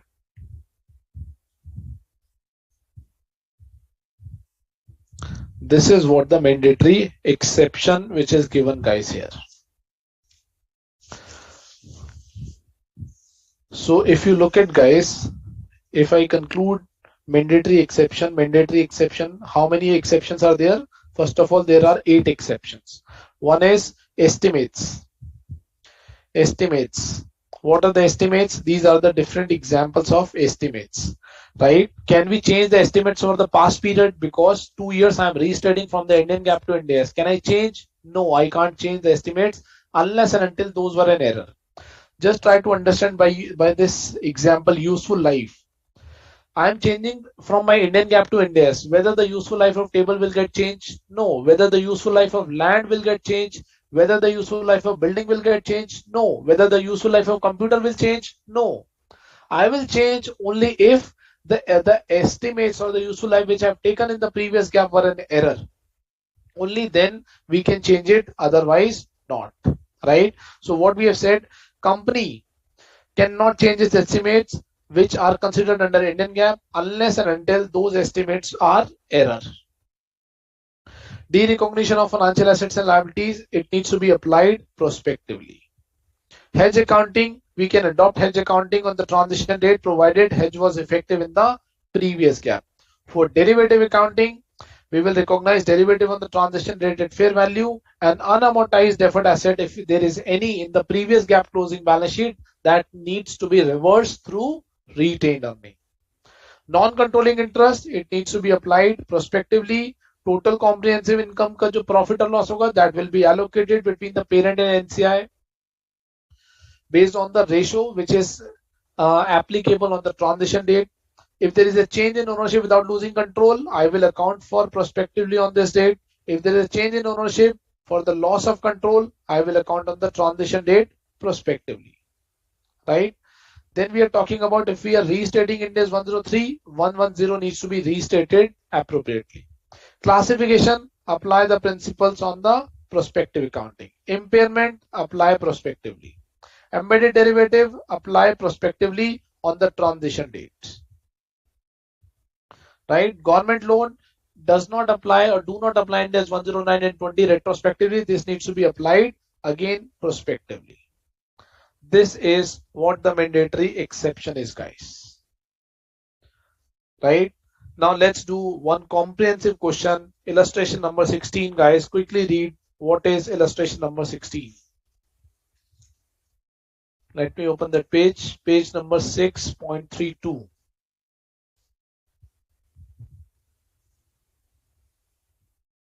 Question number 16, page 6.32.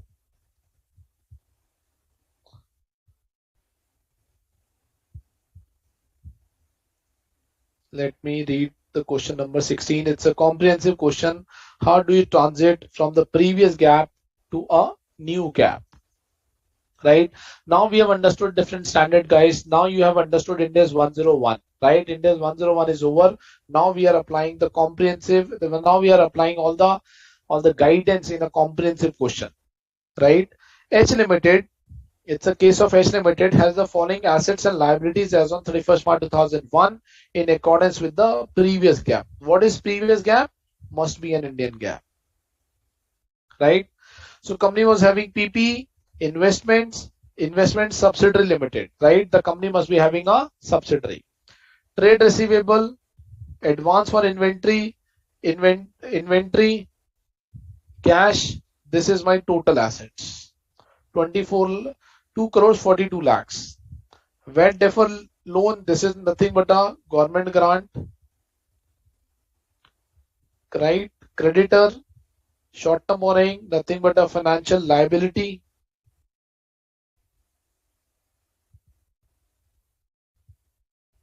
Right? This is nothing but a financial liability. Financial liability, this is financial assets. Provisions, total liability. Then we have capital. This is capital. Share capital, reserve, cumulative translation difference, which is nothing but a FCTR. ESOP reserve, retained earning, total equity, and this is total. This is again total. Now this is the Indian GAAP balance sheet, and we have certain adjustments. We have certain adjustment in respect of property, plant, and equipment. Right? We will read when we will do the counting. The company has made an investment subsidiary. Subsidiary में investment करी है, so we have an accounting or adjustment of subsidiary. This is cost, this is fair value. VAT deferral loan, there is some adjustment.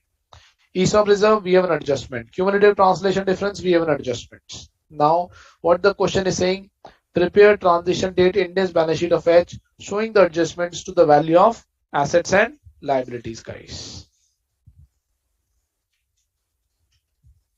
Correct? Now let's prepare our balance sheet under Ind AS. 6.32. This is, let's say, Ind AS. Then we will talk about adjustments. And then we will talk about Ind AS numbers. Right? First is PPE. First is PPE. 1 crore 34 lakh 50,000. Right? Investment in S. Investment in S Limited 48 lakhs. This is Indian GAAP. This is adjustments and Ind AS 48 lakhs. Right? Then we have trade receivable 2 lakhs. Correct. Then we have advance for purchase of inventory. So it's a advance for purchase of inventory. This is an advance.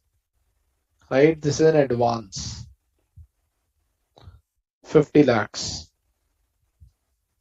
Inventory. Inventory 8 lakhs. Cash Cash is 49,000. Right? Total is 2 crore 42 lakhs 99,000. Right? This is the total of adjustment, and then we will have the total of Ind-AS numbers. Then we have liability and then we have equity. So first we need to write equity. Right? What is equity? We have share capital. Share capital is 1 crore 30 lakhs. We have reserve, general reserve 2,99,000. Right? We have cumulative translation difference account, which is 1 lakh. We have ESOP reserve.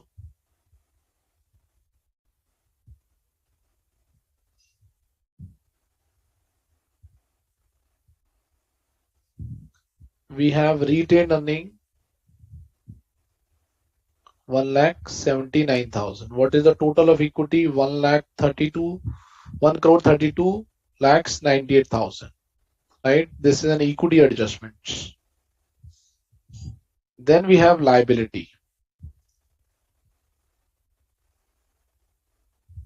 What is liability? VAT deferral loan of rupees 60 lakhs. Creditor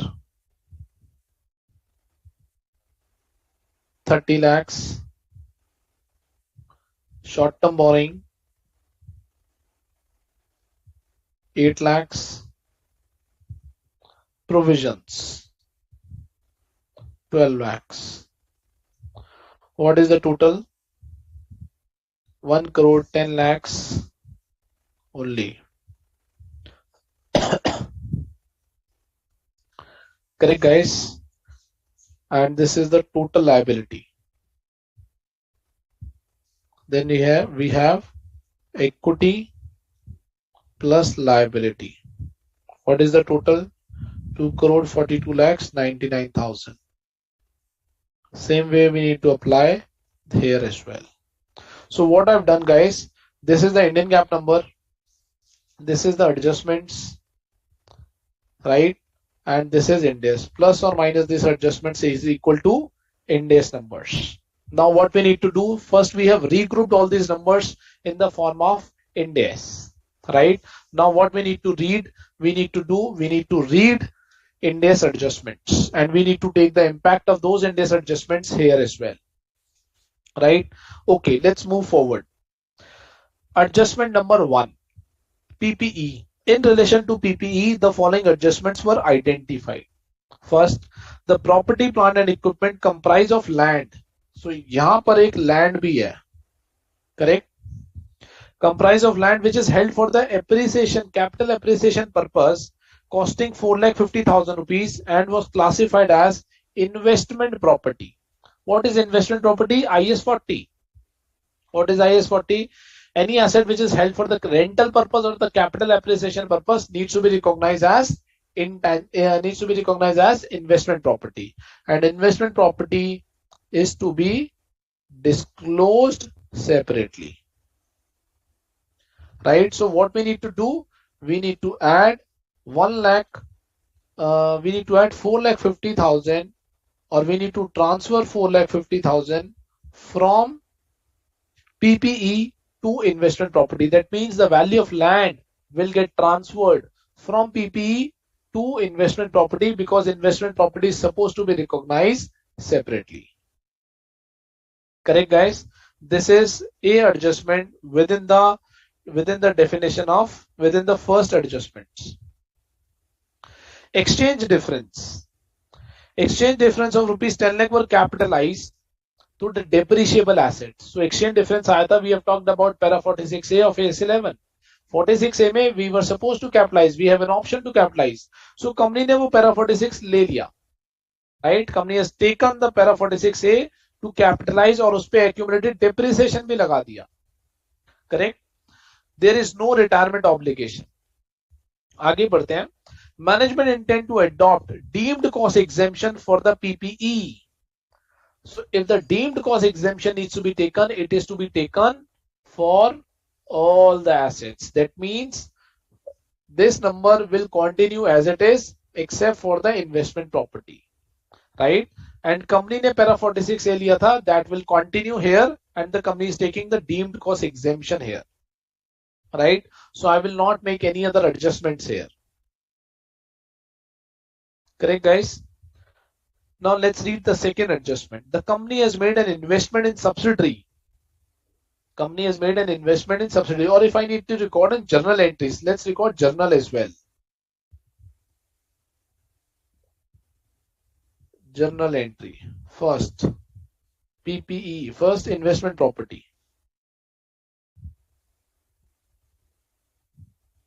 Investment property. Right? What is the journal entry? I will say is IP. Investment property account debit to PPE. What is the amount? Amount is 4,50,000. Right? Second, in second case, we are saying company has made an investment in subsidiary for 48 lakh rupees. Company has made an investment of 48 lakh rupees and carried a fair value of 68 lakh rupees, and company intends to recognize the investment at 68 lakh rupees. That means हमने पढ़ा था company can do the fair valuation on the transition date. Investments, right? So fair value करना है. Investment account debit to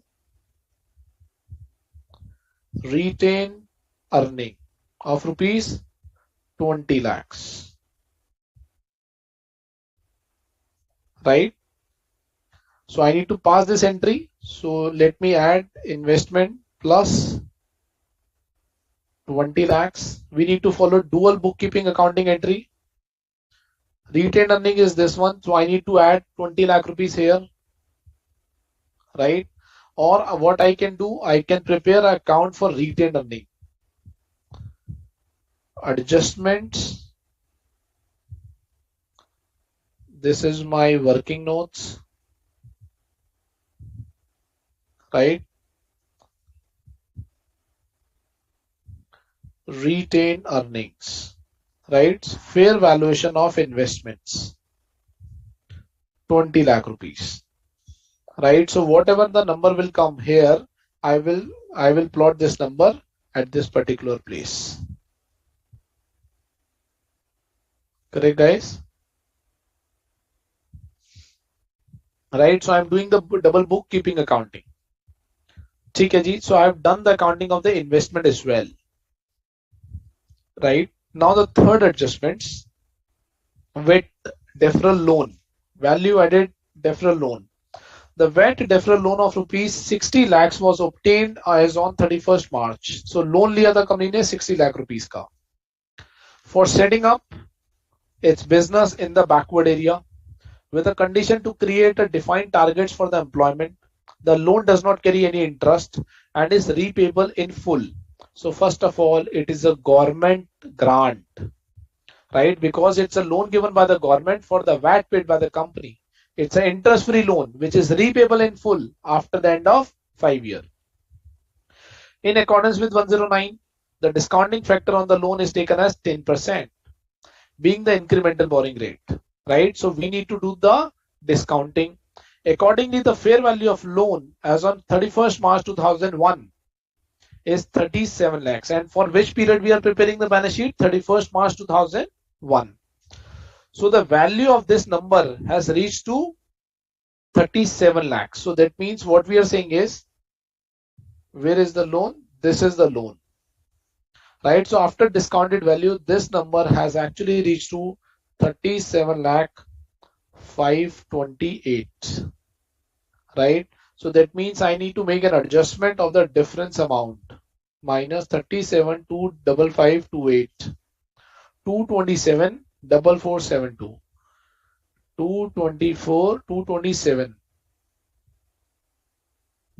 4472, right? That means I need to make a consequential adjustment somewhere. 227472, and I will say it is a deferred government grant,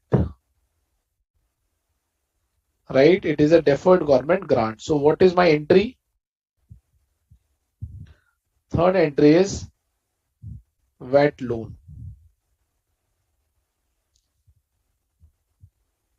VAT loan account debit to deferred government grant. What is the amount? 2 crore 27 lakhs. 2 crore 27 lakhs or 22 lakh 74,472.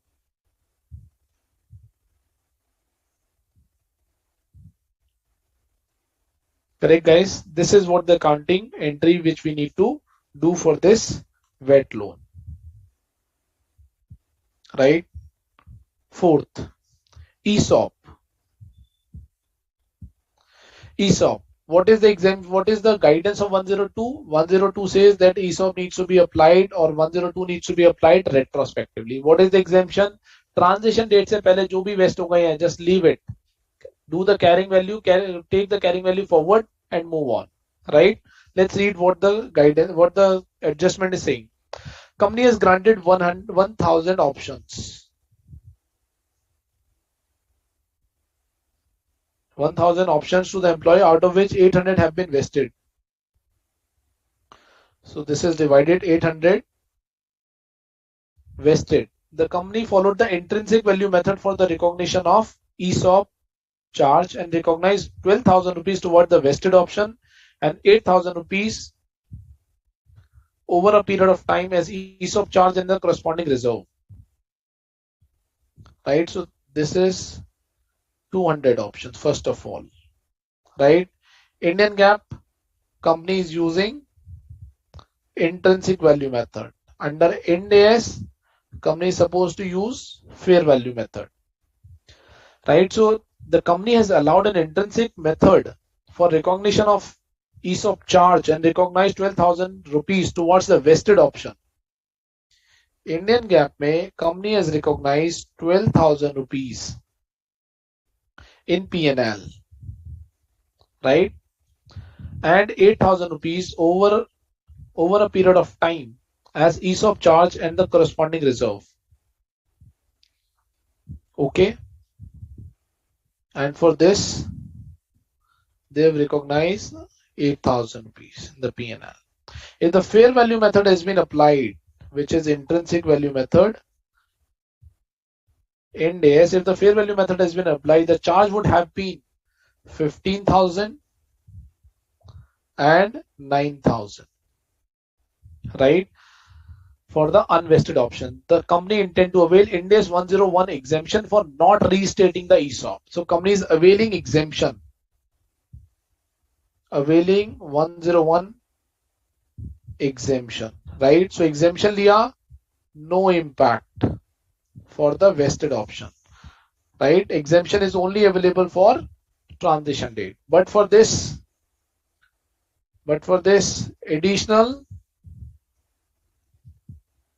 1,000 to be charged, right? And what will be the journal entry? Journal entry is retained earning debit,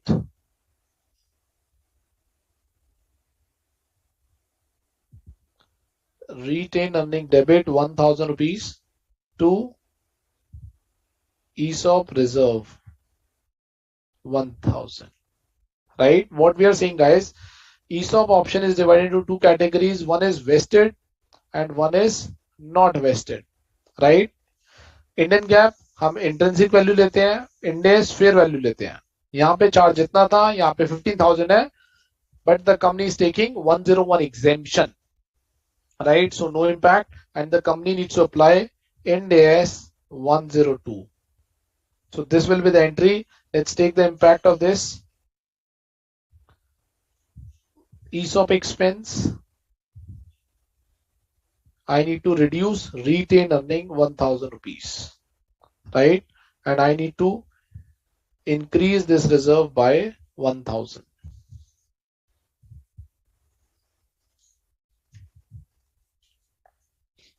Are we clear, guys? For ESOP accounting, let's move on. Next accounting, next exemption or next adjustments. Cumulative translation difference. CTA. It's nothing but a FCTR.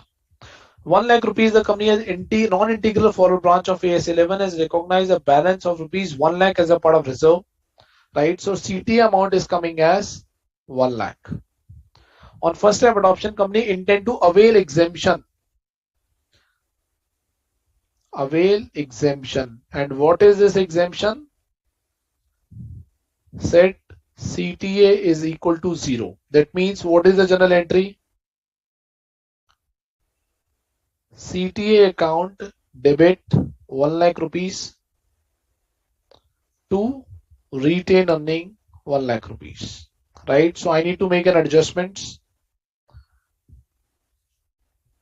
CTA, which is nothing but a FCTR of 1 lakh rupees, right? And I need to make an adjustment to the to this reserve minus 1 lakh.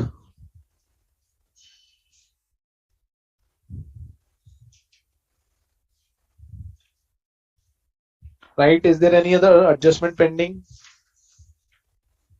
No, there is no other adjustments. There is no other adjustment, guys. So let's conclude where we have reached. What are the adjustments? So first is PPE. So PPE becomes 1 lakh, 1 crore 30 lakhs, right? This is 4 lakh 50,000. This becomes 68 lakhs, right? There is no adjustment in inventory, cash, debtor, trade receivable. So this will be 2 lakh, this will be 50 lakhs, this will be 8 lakhs, and this will be 49,000.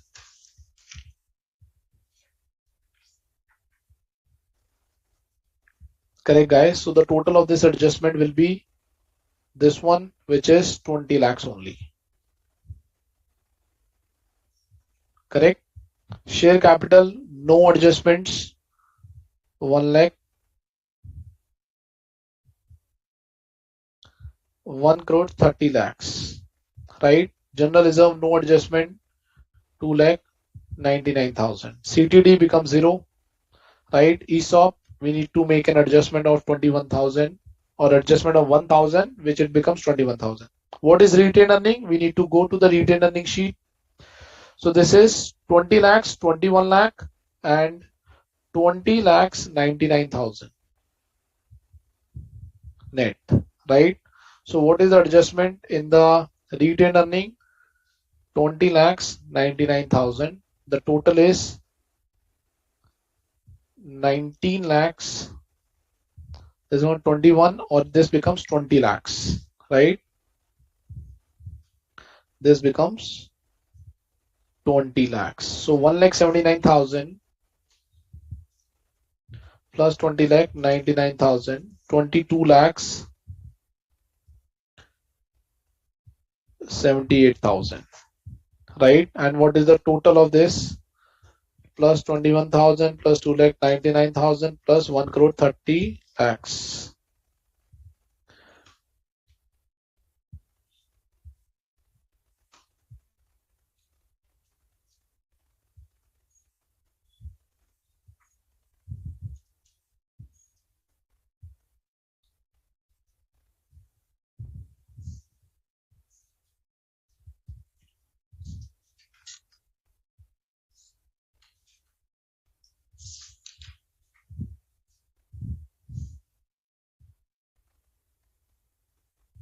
Okay, one small thing, guys. If you look at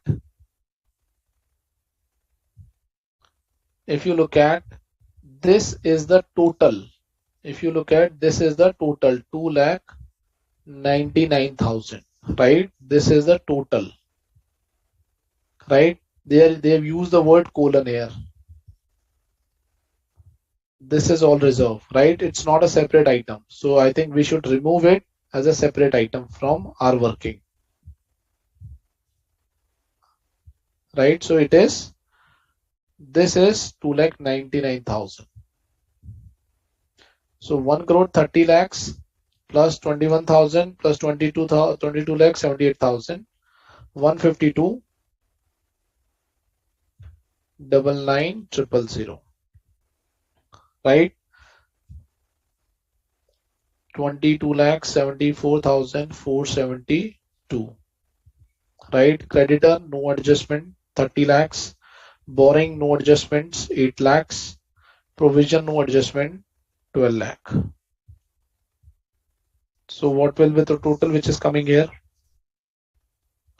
37 25 528 plus 22 74 472, 30 lakhs, 8 lakhs, 12 lakhs, 110 lakhs, right? So this will reach to 0 and 20. This becomes 20 lakhs. This becomes 262 99,000. Let me do the total. Ideally, it should be 262 99,000, right? So this is the total balance sheet of assets. This is the total balance sheet of liability. Difference 0 0 0. Total adjustment is 20 lakh. Here the total adjustment is 20 lakhs. This is the comprehensive question, guys. How to do the accounting on transition date.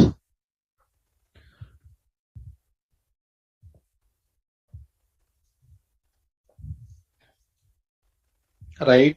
Let me re-explain all the adjustment. Investment property. We have transferred the land from PPE to investment property. Why? Because that land has been held for the investment purpose, capital appreciation purpose. This is on account of the fair valuation impact, right? We have increased the value of investment and we have increased the retained earning. VAT deferral loan, discounting impact.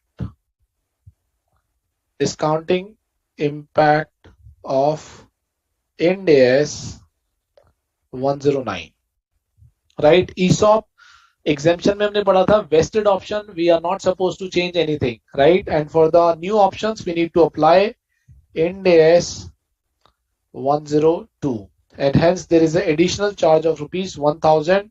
This will be the accounting entry. CTA exemption amount is coming as 1 lakh rupees. It will be set to 0. So I will transfer the entire amount from CTA to retained earning, right? And we have done the parallel accounting or the consequential accounting or the double bookkeeping accounting. Fair valuation impact, ESOP impact, CD impact, and the consequential has been taken in the respective numbers like CTA, ESOP, total RE impact. This is the discounting impact and this is the fair valuation impact. I hope guys all these things must be clear to you and you need to practice hard to understand the concept and to do lots of questions as well, right? So what is the homework?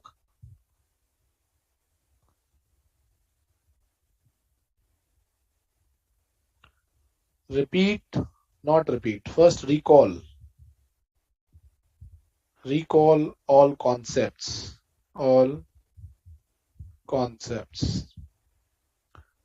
Do practice of questions done in class. And third, do practice of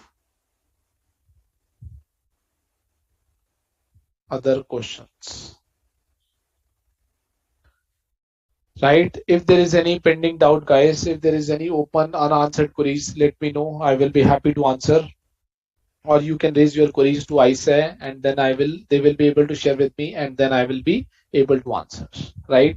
So thank you so much, guys, for your patience, and I hope that you have understood India's 101. I've tried to explain in a very simple manner, right? And I believe that you must have gained lots of insights by these sessions. Okay, thank you so much, guys, for your patience this morning. Thank you, Nisarg, for your time.